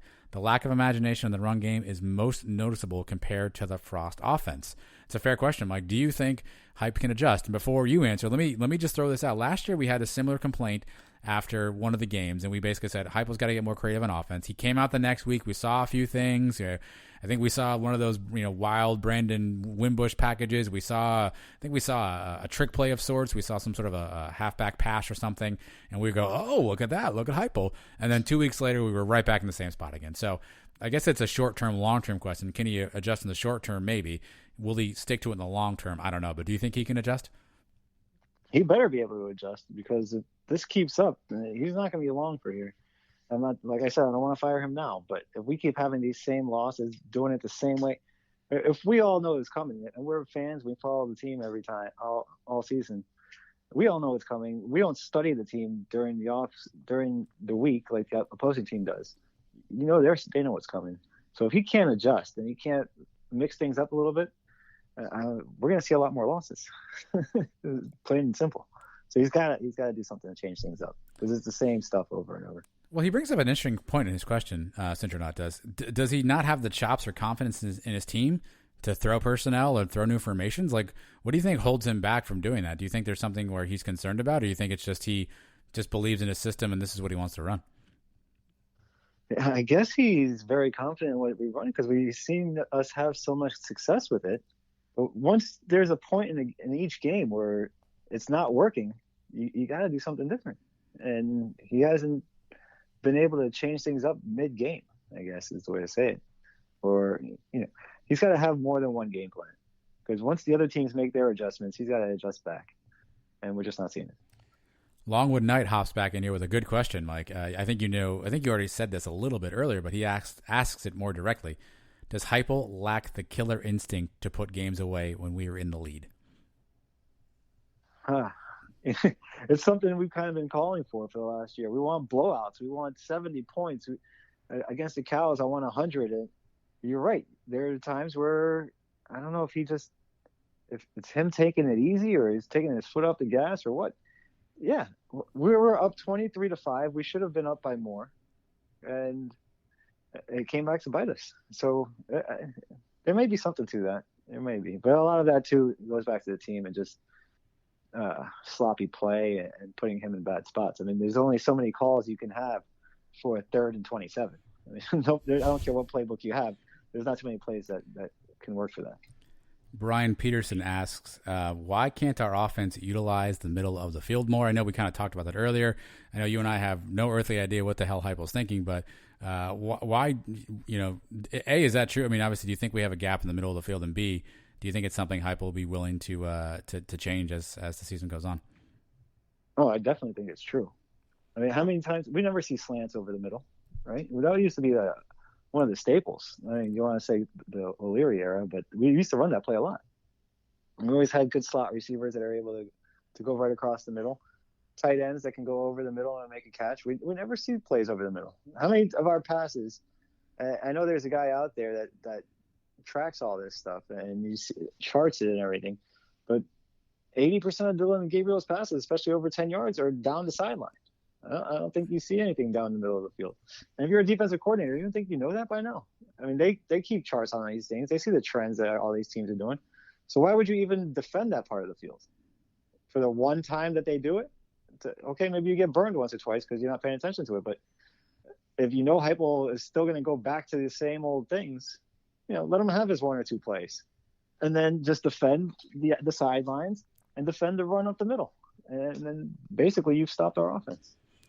Yeah, I go back to Kluiali. Again, I forget how long ago we had him on. I think it was during last season, and we asked him this, and he essentially described Heupel's offense as my guy's better than your guy, and I'm going to put my guy against your guy, and my guy's going to win, and that's the offense, right? My guy's faster than your guy. My guy's quicker than your guy. My guy's I don't know if stronger would be one of the options, but that's kind of the Heupel system: is my guy is better than your guy. And I think that's the challenge, is if that gets broken up, if someone's able to stay with our guys, if they can devise a system, then his system isn't better than your system. And I guess that's the part where opening up the middle of the field would help hopefully make an overall complete offense. This comes from Nug Get Hyped is the handle here. It's just UCF. There seems to be varying opinions on how fans can react after tough games. Other than directly messaging to players, which most agree is not cool, what do you guys think is an appropriate response from fans? Twitter rants, coaching blames, etc. Well, what's appropriate? That's an individual thing. Like I told you, I don't like to do any of that stuff publicly, even though we have a podcast now where I do it and everybody can hear my voice. But up until the last couple of years, I would stay away from all that stuff, especially during the game. I actually, the in-game threads, I don't even open those anymore. And that's just ridiculous. You go down 7-0 and everybody wants to fire the coaches then, and we're up 41-7 10 minutes later, and that's just silly. So I don't go into the in-game threads and posting during the game at all. And then I try to stay off it post-game too. I don't know. Yeah. It's however you want to express yourself, I guess, and you're free to do it. I just don't think you should be going after the actual kids. Remember, these are 18, 19, 20-year-old kids. They're not getting paid to play football. So I would stay away from them, and I would stay away from their families, their parents. And sometimes the parents are the ones to blame. They're the ones who jump in and get involved themselves. But stay away from the kids and their families, and think you're all right. You want to attack other fans and have arguments? That's what these discussion boards are for. They have discussions and let off some steam or whatever. You want to curse a couple times? Go for it. Yeah, I think we all can agree. Adding a player is not a good idea, right? Yelling there. Obviously one of the things that you were reading about this weekend is one of the players' families. Their sisters were getting yelled at and screamed at, and people were screaming at the entire family, right? Somebody's little sister had nothing to do with what happened in the game, and that should be off limits. I think hopefully that's a common sense thing, but it's not. In terms of reaction, I mean, yeah, to your point, you're free to feel how you're free to feel how you feel. If you feel like things that you've seen are fireable offenses and you want to call for that, then that's fine. If you feel like there's something somebody did wrong and you want to call that out, again, here's the challenge: is being critical. To me, you can be critical and say, I don't choose you since you're in here. I could say Mike sucks at podcasting. Right. Or I could say, Mike's episode 98 was not Mike's best show. That segment he did was, I don't know, he really messed that thing up. Right. To me, there's a difference, right? To say, hey, that's a bad penalty by so-and-so isn't necessarily going after the person and saying that they're a terrible player and blah, blah, blah, blah, blah. It's pointing out that there's something that didn't go really well. Now, if I said this player is the worst player of all time and get him off the team and I don't want to see this guy ever again, that crosses a line. So I think it's fair to criticize plays in situations. I don't think it's fair to criticize and generalize somebody's play as a player or their character or things like that. So if you want to fire people, go ahead, fire them, right? You don't have the power to anyway. But I think character assassination is probably where the line should be a little bit more careful. Yeah, just take it easy on the name calling. All right, last one, best one. Alex Bitter 11. Will Heupel be here after this year? Does he finish strong and get hired away from a P5? Or if we lose more games like we did Saturday, is it worth firing him? Mike, Heupel will be here next year, Alex wants to know. How many more games are we talking about losing? Because that's a big difference. You talk about losing one more, and then he rights the ship. Nah, I'm not going to fire him. You're talking about he's losing 3-4 more games? Yeah. I think he's gone because there's not that many games on this schedule we should be losing. There's no way. I don't care how many injuries we have. I don't care what the situation is. We should be beating most of these teams. The East Carolinas of the American, the South Florida, those teams should not be beating us. Tulsa, I guess, is an improved team. They had shown signs last year of playing good games against good teams, and they beat us, and now they beat us again. I could throw away one loss. Two, maybe I can make another exemption. But we talked about it coming into this year. We were expecting perfection. The season's already starting to be a disappointment. And the only way the season can not be a disappointment now is win the rest of our games, get to the New Year's Six, and win that game. And that's not looking likely. So this season may end up in disappointment. I don't know if we'll fire him. If he wins the rest of his games and that does happen, does somebody hire him away? I guess that's possible. But I mean, those people, whoever hires him, obviously is not listening to our fan base and to this show. That's not to this episode anyway. They should. It's going to be a good one. Here's the thing. His buyout drops, I think, right at the end of this year. I think I don't know how much we owe him if we let him go, but it's a financial hardship right now, Mike, unfortunately. And I think a lot of schools would be hard pressed to pay a large buyout and or to have to buy somebody out, right? So that's the challenge is, okay, so let's say we fire Heupel. Let's say his buyout, we owe him, I don't know, let's just say $4 million, just for a round number, right? So now we got to pay Hype $4 million. And now we want to go hire, I don't know, name coach here who works someplace else. We're not getting a head coach because if we're getting a head coach, we're paying a large buyout. Unless that person's a free agent coach. So somebody who's not coaching right now, right? If George O'Leary comes back, then fine. We don't have to pay a buyout. But if we're trying to try to hire away a coach, we have to pay that buyout. Now, depending on where that person is, it could be a low amount, right? It could be as low as like $250. It could be as high as $4 million, right?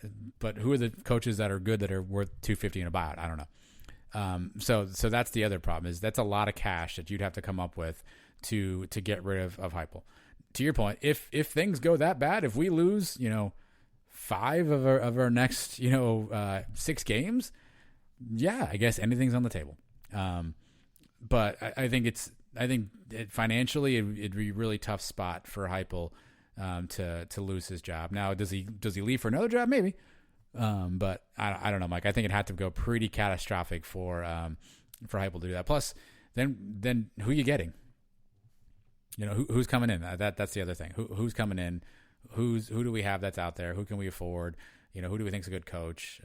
So if you want to tell me who you're firing, that you're firing somebody, I guess we also need to know who you're getting. Well, yeah, we don't know the answer. Danny White's got to have a list, which I'm sure he does. They say ADs always have that list of 5 coaches that they would hire in case something happens, if the coach gets hired away or you have to fire him. And look, nobody even once thought of Scott Frost before we hired him. Nobody thought of Josh Heupel before we hired him. So Danny White may have a list of people you've never heard of or never would think would be the next head coach at UCF. And that would probably be the best guess. It probably wouldn't be an obvious answer.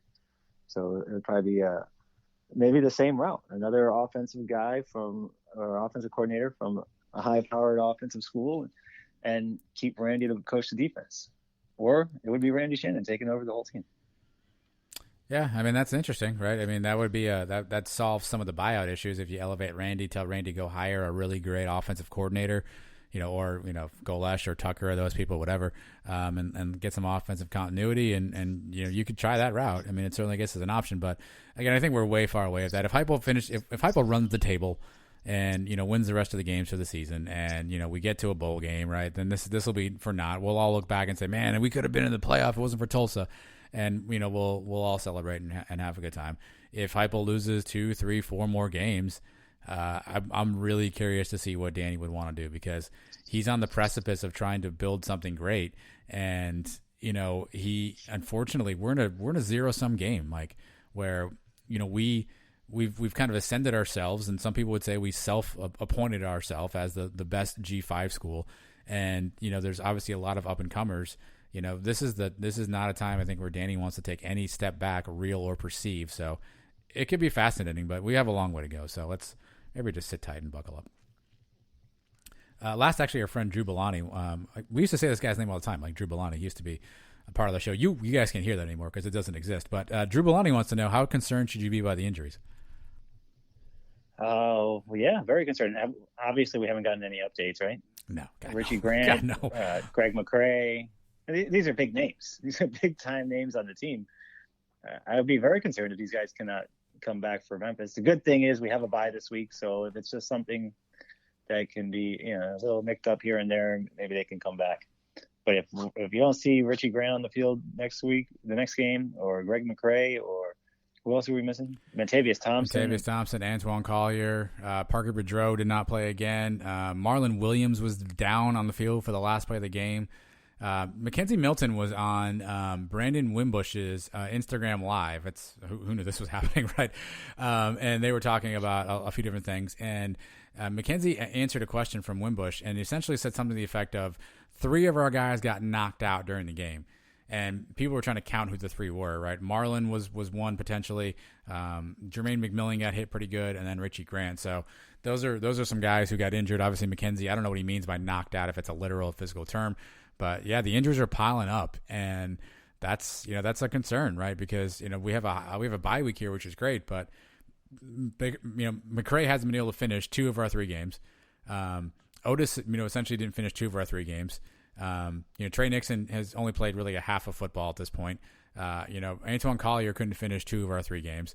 So it certainly is it's a concern if these injuries keep piling up. And, we thought we had depth in some spots, and I guess we'll find out. It sucks when all of your depth gets injured, i.e. the running backs, but I guess we'll find out if we really have depth and if the young guys are ready to perform.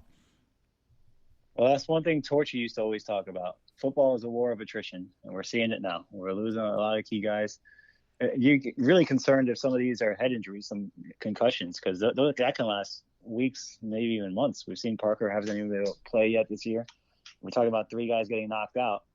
If those guys are not they're in a concussion protocol, we may not see them for a while. Well, do you wonder about, again, I don't know the extent of any of these guys' injuries, so I'm recklessly speculating here. Parker Boudreaux, obviously with concussion, there's a lot of rumors about his wrestling career. I don't know what that's all about, right? Richie Grant is a name that you hear a lot about on draft boards. Greg McCrae has got some talent. Is there any chance that some of these guys go, hey, you know what, I'm just going to sit it out now? It's possible. It's very possible. And with another loss, it becomes even more possible. We were playing, this year was the year we were going to the playoff, and at the minimum New Year's Six Bowl. If that's out, and we talked about it with Golick a couple weeks ago, there may not be any other bowl games. There may not be a Gasparilla Bowl this year, or any outside the New Year's Six, or even outside the playoff. There may not be bowl games. So if we get eliminated from the American Conference Championship game with another loss here at Memphis or another loss down the road, it's very possible for these guys to say, you know what, I'm going to think about myself and my career going forward, and I'm going to enter the draft. Why injure further risk further injury? So, yeah, it's something to look at for sure in a few weeks. I guess it's something we will keep an eye on. So, all right, well, we appreciate the questions. We'll try to do these more often. We had one voicemail, Halftime Paul. I apologize, we did not get to your voicemail, but I think your question was kind of baked into what everybody asked. But you're still our guy, Halftime Paul. So keep calling, keep texting, keep writing, and we'll try to work some of these into each and every show. Coming up, though, we work in our picks segment. Mike will give you picks that are probably all going to be wrong. So don't miss that. Sons of UCF coming right back.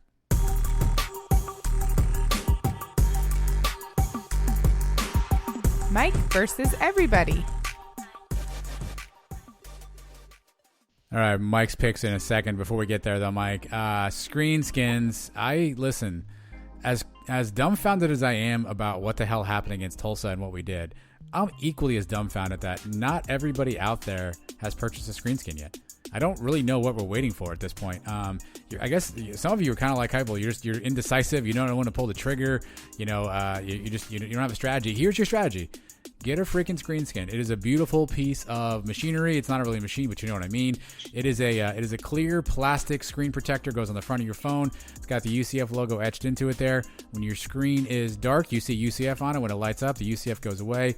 It is magical, unlike our passing game. It's something you're going to want to get your hands on. You can do that by Googling screen skins. That's skins with a Z at the end of it. And we'll get a little promo code for you. Sons of UCF get you 10% off. Like, I'm not sure. I can't figure out the offense. I can't figure out why everybody doesn't have a screen skin yet. You know, I'm going to start badgering people like they do to our players and their families after bad games. I'm going to start getting in everybody's DMs and say, what is wrong with you? Okay. Why have you not purchased the screen skin? Mm-hmm. Get off your ass, Yep. get the wallet out, and purchase one of these things. It's going to be the best thing you ever did for yourself and for your phone. It's the coolest thing out there. You see the UCF logo. I understand. Maybe you don't want to see the UCF logo after that performance on Saturday. But most of the time, 99% of the time, it's a very cool thing for your phone. And like you said, they have other logos. If you're in a fraternity, a sorority, they can put those logos on there. If you want to play a prank on one of your friends, get the one with the cow logo on it. Oh, And put that on somebody's phone. Just buy a screen skin. I don't care which one you buy. Get out there now and do it, or before you see me in your direct messages yelling at you.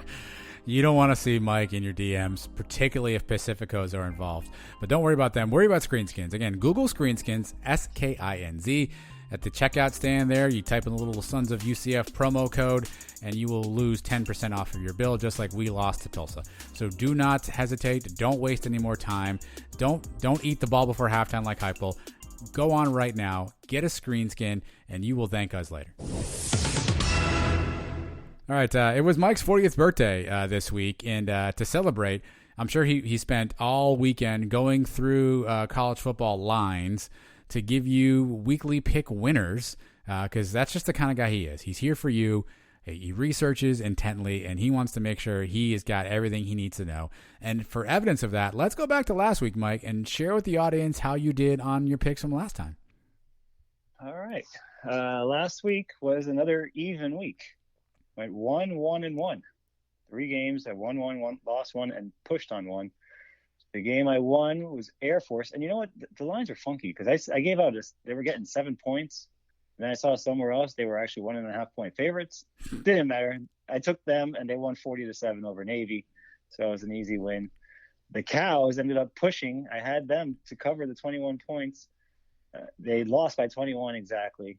In the pool tracker thing, they were getting 21.5, so I actually won with the Cows. Nice. And the game I lost for the second week in a row, I took UCF, giving up 21.5 points to Tulsa. We all know how that went. So 1-1-1 on the week for the season, still over 500, 5-4-2. If you want to go to the pooltracker.com standings, look up at first place, and you will see me sitting there with 17 total points, a 17-10 record overall, which is pretty good. Wow. 7 games over 500. There's one guy that's tied with me, a guy named UCF 87. There's 4 other guys that are over 500 at all. And the rest of you people are just trash. You guys don't know what you're doing. It's like you've never seen college football before in your life. I'm going to throw out some of our good friends. Ben Stout, Jeff Allen, Trace Trelko, 9-18 records. Eesh. That's right. 9-18. You guys lose twice as many as you win. Halftime Paul, 8-16. And you, my friend, Yeah. at 7-20. What are you guys doing? Have you guys I'm watched 7 of 20. I've picked 20 games. I don't know if they just give you the losses for the ones you That don't must pick. be what happens. Yeah, because You're I don't. 7-20. Yeah. Well, I don't think that's true because there's people that haven't picked any games. They're 0-0. Huh. Yeah, So, I don't know. You're 7-20. I've also picked 27 games. I'm 17-10. Look at that. So I got a 10-game lead on you. Yeah, you sure do. Well, that's why you do the picks, and I just do the jokes. So, what do you? I know you've got some hot ones this week. No UCF, so you can't lose that one, which is great. I'm sure that feels good for you. I'm sure you've been scouring the wire and got some lines that are probably going to be wrong in the end, by the way. But what are you thinking? Where are we going this week? All right. Hey DJ, Yeah, play my song. coming up. All right. Game number 1. Tulane Green Wave getting 6.5 points at Houston. Tulane has started off the year 2-1. They should be 3-0. Remember, they blew a 24-point lead to Navy in week 2. They scored 66 points against Southern Miss their last time out. They may have something going here. Houston hasn't even played a game yet. So I don't know what to expect out of these guys. Houston's got a tough stretch of games. After Tulane, they've got BYU game, which we talked about. Then they got Navy. Then they got UCF, and then Cincinnati. I don't know what Holgerson has in his sleeve. Like I said, we haven't seen him yet. I think Houston comes out in their season opener and wins the game, but Tulane will cover. Give me the 6.5 points. I see something like a 40-36 Houston win, something high scoring there. The game is at Houston. I was going to ask where. Okay, so it's at Houston. Okay. Yeah. All right. I'm not even sure if they're allowed fans or what their whole protocol is over there. But yeah, 6.5 points. I'll take Tulane with the points. Okay. All right. Game number 2. Temple Owls -3 at Navy. I had to do a double take on this one. Temple is favored by 3 points at Navy. Am I reading that line correctly? I looked at it like 3 times, and that's what it says. I don't know if it was a misprint. Temple's favored on the road. Hold on. You looked at the same line 3 times? You didn't check it someplace else? No, I just kept looking at the same screen. Okay. I rubbed my eyes. Okay. Fair enough. I got up. I went to the bathroom. I came back. It still said the same thing. I don't know. Maybe it was a misprint. I mean, because Navy at home typically is pretty good. Throw out that game earlier in the year. And Temple is another team that hasn't played a game all year either. So I don't know what to expect out of these guys, but I know that they're having some strict rules in the preseason. I don't know if they're one of these teams that weren't touching each other. I think they only had like 5 guys in a group at a time. I don't expect much out of Temple.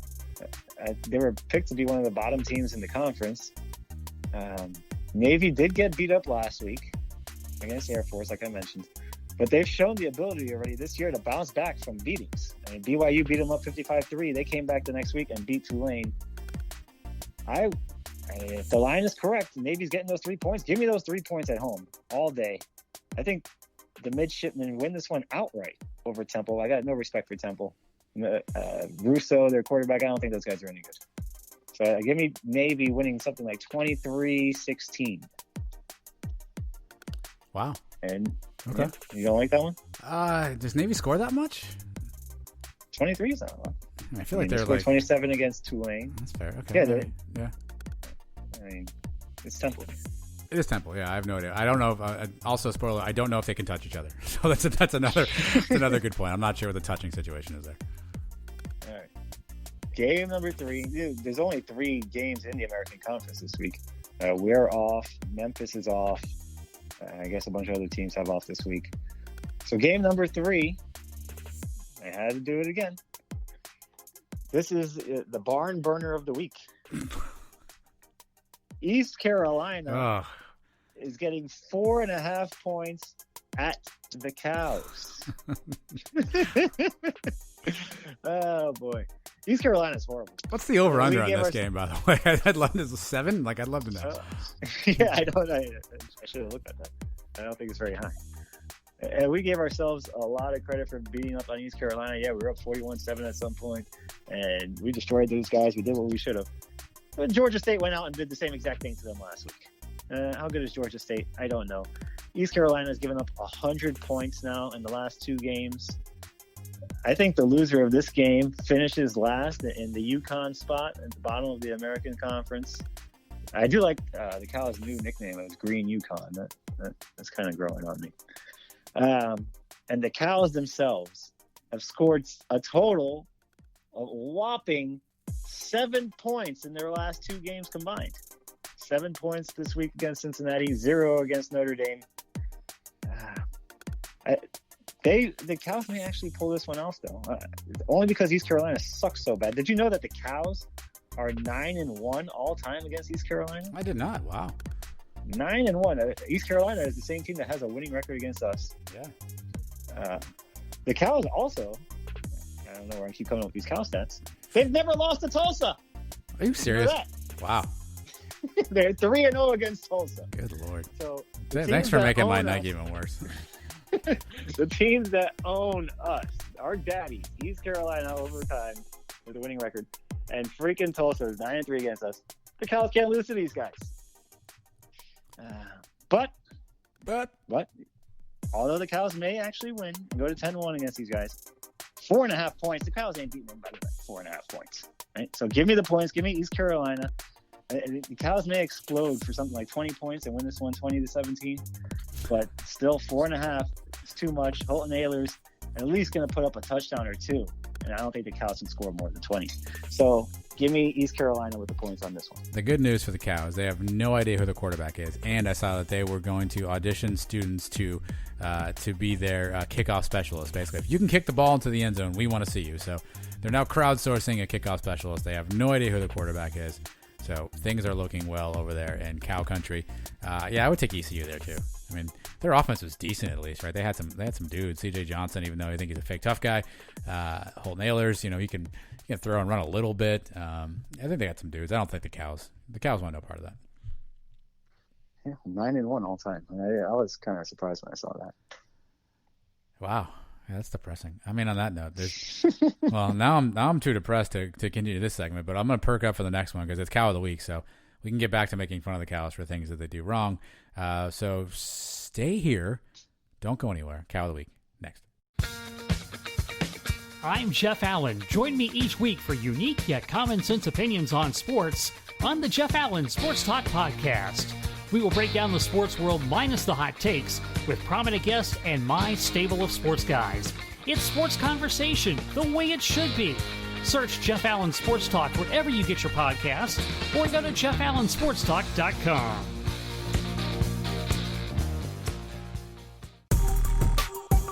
This is UCF Athletic Director Danny White, and if you don't want to be the Cow of the Week, you need to listen to Adam and Mike on the Sons of UCF. Charge on. Go Knights. All right, here's Cow of the Week. Let it forever be known that episode 101 is the one where UCF Mike turns full heel, and maybe he'll be back and better than ever for 102, although there'll be no game, so I guess he'll I don't know how he'll be. But anyway, Cow of the Week reserved for people that we thought were funny or idiotic or whatnot. It's a nice homage to our neighbors to the southwest there. Mike, you said you got a bunch here. I'll let you just rapid fire these things. Go ahead. What do you got for Cow of the Week? All right. Yeah, you're right. Maybe start naming individual people, but there's a whole group of us, and it's all of us. We're all cows this week, starting with me. I am a cow for saying this team's going to go undefeated again. Mm-hmm. I'm not learning my mistake from last year. No. All this bravado coming into the season, and here we are 3 games in. We lost to Tulsa again. I'm a cow. Yeah. You're a cow for the same reason. That's me. Yep. Everybody listening to this freaking podcast is probably a cow, at least 90% of us, for falling for it again. We fell for it last year with year 2 under Heupel. Oh, here we go. And this one, year 2 with Dylan Gabriel. We're going to open up the playbook. We're going to do – and we stink, man. We're fooling ourselves. We're not as good as we think we are. That's the simplest way to say it. Our football team is not as good as we thought we were. You think we could beat Clemson? You think we could beat Alabama? You think we can beat the top teams playing the way that we've played these last couple weeks with the turnovers and the penalties? We couldn't beat Tulsa. I don't know who we can beat. Heupel's a cow for the play calling. The team, the guys on the team are cows for the way they played and the sloppiness and throwing helmets when you're freaking covering kicks. We're all cows this week. It's sad. We've all performed to the level of our friends to the west this week. I'm sad to say it. It's a disgrace. You said it earlier. This is a depressing episode of Sons of UCF. It's been I'm glad it's almost over. Let's put it that way. This has been rough, man. Just having the words actually come out of my mouth is worse than when I actually thought them in my head. I'm a cow, you're a cow, we're all cows. I hope we don't have to do this again. But yeah, we suck this week. I can't wait till you hear this back and you hear how many times I hit the cow noise while you were talking. It's certainly excessive, and I hope you all enjoyed that. Listen, there's not a lot. It's tough to argue any of that stuff. Obviously we did not play up to expectations, and we all had higher hopes for what the team would be. And, in one, swell game, everything that we had feared about this team from last year came rushing right back. And that's the unfortunate part that makes us probably cows is we don't learn from our mistakes. We did the same thing this year that we did last year. I said in UCF Observations, if I wanted to watch the game from last year, I wouldn't have deleted it from my DVR because I felt like I watched the same game. They were just wearing different uniforms, and other than that, and they were in a different city. It was a carbon copy of the game we saw last year, and I guess we all hoped and wanted this to be a different year, and it sucks that it's not so far. But maybe there's still room to go. and we'll see what's next. I have a few different Cal options. Like I know you're good friends with Jonas Pope. Is that right? If I knew who that was, then yeah. Okay, sure. so I don't know who this guy is either. He is a writer. He's an AP poll voter, and this is a first for me. His rankings came out, Mike, and he's Cal of the Week for me. You know why? I think I did. He put us at 13. What is this guy doing? We don't deserve to be at 13. I respect the fact that this guy put us at 13, but here's what it just tells me, what we have already always known. These guys don't watch the game. They have no idea what the hell's going on. Half these guys have never seen games. They just look at scores, and this guy's probably like, oh, you know what? Yeah, they only lost by a touchdown, probably a close game, blah, blah, blah. Or he looked at the wrong I have no idea how Jonas Pope got us up to 13. I'm here for it, though. I'd love to be the 13th team in the nation after a loss to Tulsa. Obviously, that did not work out in our favor as we dropped out of the top 25 in the AP side. But Jonas Pope, God love you, my friend. I'm going to be your biggest fan. I don't know what you do for a living. I don't know where you write for, but I'm going to make sure that I follow you from here on out because I certainly, we always bag on the people who don't show UCF respect. Well, ladies and gentlemen, Jonas Pope is your guy. Get behind Jonas Pope. Whatever platform he's on, you should be on too. He's got us as the 13th team in the nation. This just proves what we've known now for the last couple of years. These writers, they're just a bunch of trolls, man. The guys that don't rank us when we're undefeated, they're trolls because they want the attention from the UCF fans. They want them to click on their stuff and engage with them with Twitter and all that stuff. This guy's the same thing, except not with UCF fans. For all the people that talk trash to UCF, all the haters we have, which we have a lot, this guy must have drew all the attention from those guys. How can you put us at 13 after the performance we just watched? 13. I don't know what to tell you. Well, maybe this guy wants attention. Maybe he's lucky he didn't watch it. He was spared from having to watch that, and just maybe he looked at like the halftime score and was like, "Oh, yeah, they won again," and didn't bother to check the final because he just assumed we were going to beat Tulsa. I don't really know. To me, it just goes to show that none of these guys can possibly be as plugged in to 25, 30 different programs. 15, 16, 17, 20 games a weekend when most of them have other responsibilities. They're covering their own team. They're on TV. So they can't possibly be tuned in to what's happening. There's no way they can watch all these games. There's no way they can know what's going on. It just goes to show the poll system and how broken it is. Typically, we get a chance to make fun of it from the other side. But this time around, I figured I'd take an opportunity to give Jonas Pope some love. Mike, we had a couple other ones, or I did on the list here. Heupel, Ellerby, UCF Twitter, ESPN announcers, offensive targeting, all great Cal of the Week options. I think you covered most of those, though, in your little rant. I would also say the officials for Game 4 of the NBA Finals who are calling a foul on every possession. You guys can also be Cal of the Week. So those are my Cal of the Weeks, Mike. Yeah, you want me to throw another one? Aaron Boone, because I don't know what the hell you're doing tonight. Starting this kid, Davey Garcia, and you threw him one inning just to bring in Jay Happ. Jay Happ, who then came in and gave up 4 runs immediately. And now the Rays just scored again, so it's 6-4 for anybody that cares. I've never understood Jay Happ, because isn't it really J.A. Happ? Yeah, I never got it either. So is his name Jay? Like, what's the A for? But they call him Jay? I don't. They nicknamed they shortened his nickname? Is that what they did? I don't understand it. I know that there was a whole spiel on this a couple years ago. I think Levitar did it, right? I don't know. I've always wondered why Jay Happ. Like, it's not like J.A. wasn't short enough. Then they were like, you know what? Nah, that's too much. Let's just go Jay. Or is it J-A-Y? There's a lot that needs to be impacted there. Yeah, I don't know if the J stands for J-A-Y or it's just, I don't know. I couldn't tell you, but he sucks. I don't know why we're in such a rush to put him in this game. Lots of unpack there. One other news item that came out, I referenced it a little bit yesterday. We probably shouldn't bury this at the end of the show, but Mackenzie Milton was on that Instagram Live deal with Wimbush, and he told Brandon Wimbush that he was getting closer. He practiced in pads, and he was cleared for some stuff. He's back out there running again, Mike. First time we've heard from Mackenzie directly. Sounds like he's sharing his progress and where he's at, and sounds like he's indicating he's getting closer to getting back out there. We'll see if that comes to fruition or what that means, but at least overall good news that he's continuing to progress. Yeah, he says he's very close to coming back. And you know what? If we lose another game here, if we lose the Memphis game, and he's able to come back and play, Mackenzie Milton time for the rest of the year, baby. Well, Let's see him play. No, I got you one. But you know what we do? What? Mackenzie Milton, head coach. Player / coach. I'm starting right now. Mackenzie Milton, head coach. Yeah, we need offense. We need change. We need a UCF guy. Mackenzie Milton right now. So it's like we're gonna get rid of Bud Kilmer halfway through the season. And Lance Harper's there we go. coming back and coaching. There we go. Mackenzie Milton, head coach. Right. We'll leave right from the sideline. He'll put the shacket on. He'll be there. He relates to the players. He knows a bunch of different systems now. I mean, Milton, head coach, solved all our problems. You're Speaking welcome. of shackets, can we throw away the black and white shacket now? I hope. Well, he didn't even wear that thing because he had the rain slicker on the entire time. Right. So maybe he needs to go back to the black and white shacket, I guess. Maybe he just needs to go back to plain old, Hypel shacket. I think he got too fancy this year. You know what I mean? Yeah. I don't know if he was feeling himself. He's like, all right, finally, I got that good shacket money now. I think he got an extension or something in the off season, and he told Nike, hey, let's get all crazy here. Like, I don't know what he was thinking, but I think he's got to go back to solid colored shackets. And I guess it really wasn't a big game this week that we lost anyway because we're in the gold helmets. So good point. Just a regular game that we lost. So very, very good point. Well, hopefully you guys are enjoying the pregame show too. I know Mike, Trace, and I are having a lot of fun putting that on.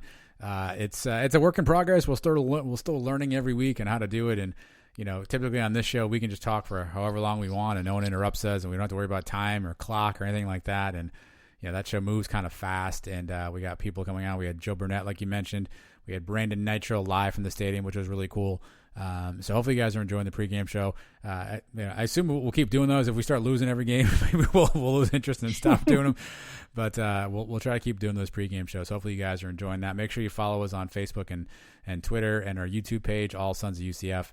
And you'll always catch that show when it's live. You can also watch replays that are all still available. So if you want to, if you're at the stadium and you didn't get to hear from Joe Burnett, feel free to follow us on those pages and click the links, and you'll get a chance to relive the experience. Yeah, it's been pretty cool, man. Like you said, Joe Burnett on there. That's big time. He's one of the best players we ever had. Obviously, had some big plays against Tulsa in the championship game in 2007. We've had him on the show here before, which you can't hear anymore because that show is gone. But great guy, fun to talk to. He was in a good mood before the game. It was cool hanging out with him. And you never know who's going to pop on the Sons of UCF pregame show. Like we've just proven to over the first 3 weeks, we've had 9 different guests? 8 different guests now on these shows? Yeah, 8, yeah. So anything is possible. And who knows what we're going to have cooked up for the Memphis game. Maybe that'll be something big too. Just tune in, man. It's a lot of fun. And we have a lot of fun doing it. I have a lot of fun doing it because I'm just nonstop drinking. I'm tailgating, basically, is what I'm doing. Yes. I'm tailgating with you guys, talking about the game. Yeah. And really, Trace and I are there just in case Mike falls asleep. that way, we can keep the conversation going. Mike's there. You don't even notice. You just assume he's frozen or something. We probably might be. But yeah, it's been a lot of fun. Hopefully you guys enjoy it. I know some people are really excited about it. We've gotten some really good comments. Some people are asking for like halftime and post game shows. I don't know if we'll go all there just yet. If we have a really big game or something, maybe we'll do a post game show or something one of these days. But we're enjoying it. So make sure you follow all the accounts so you can catch all that stuff. And big shouts out to Trace Trelko, the walk and talk master. Mike, listen, people were born to do certain things. Michael Jordan was born to play basketball. Babe Ruth was born to play baseball. Pavarotti was born to be a singer. And Trace Trelko, damn it, was born for the walk and talk. You cannot convince me otherwise. He's a master. And this week's one that he put out got thousands of views. I mean, nobody does it better than he does, especially the walk and talks. He did it in front of the stadium this week. Who knows where he's going to be next week? And he's got the cool George O'Leary cutout that's usually around him too during the pregame show, and he dresses it up differently each week. The only disappointment I had is I thought he would do it by George's statue, just to keep the George theme going. But I'm not going to argue. He got to the stadium. Obviously, we got a good look at it. I was thinking at some point we were going to walk past George's statue, but maybe it was closed off or something. I don't know. Well, keep something for weeks coming up. Yeah, I can't guarantee a stadium walk and talk every time, but we appreciate Trace for doing that for us and for taking some time to join us on the pregame show each week. And again, thanks to everybody out there who's continued to listen and follow us. We've had a lot of fun over the past 5 weeks, kind of trying some new stuff out. Hopefully you guys are enjoying what we're doing. We'll keep plugging away at this. Obviously, this show is a little bit tougher than others. Hopefully, it's the last melancholy Sons of UCF you have to hear for a while. But either way, melancholy or not, we will be back for you next week. Probably Tuesday, Wednesday. Just follow us on Twitter. Subscribe to the show, and you never have to worry about what day we come out because you'll already know about it. So I guess, Mike, I want to put you out of your misery, buddy. I know you got a Yankees game to get to. I know, you sound sullen and defeated. I'm going to give you some time to recoup, and maybe by the time we hear you next week, things will be better. So you hang in there, buddy. Everybody in Night Nation, hang in there. We'll see tomorrow, and it'll be another day. All of our friends out there, by the way, in Louisiana, more hurricanes coming your way. Everybody be safe out there. This thing looks kind of gnarly, so if you're out there in the Gulf Coast area, be safe, everybody. And Mike, I guess we'll talk next week. Go Knights. Charge on.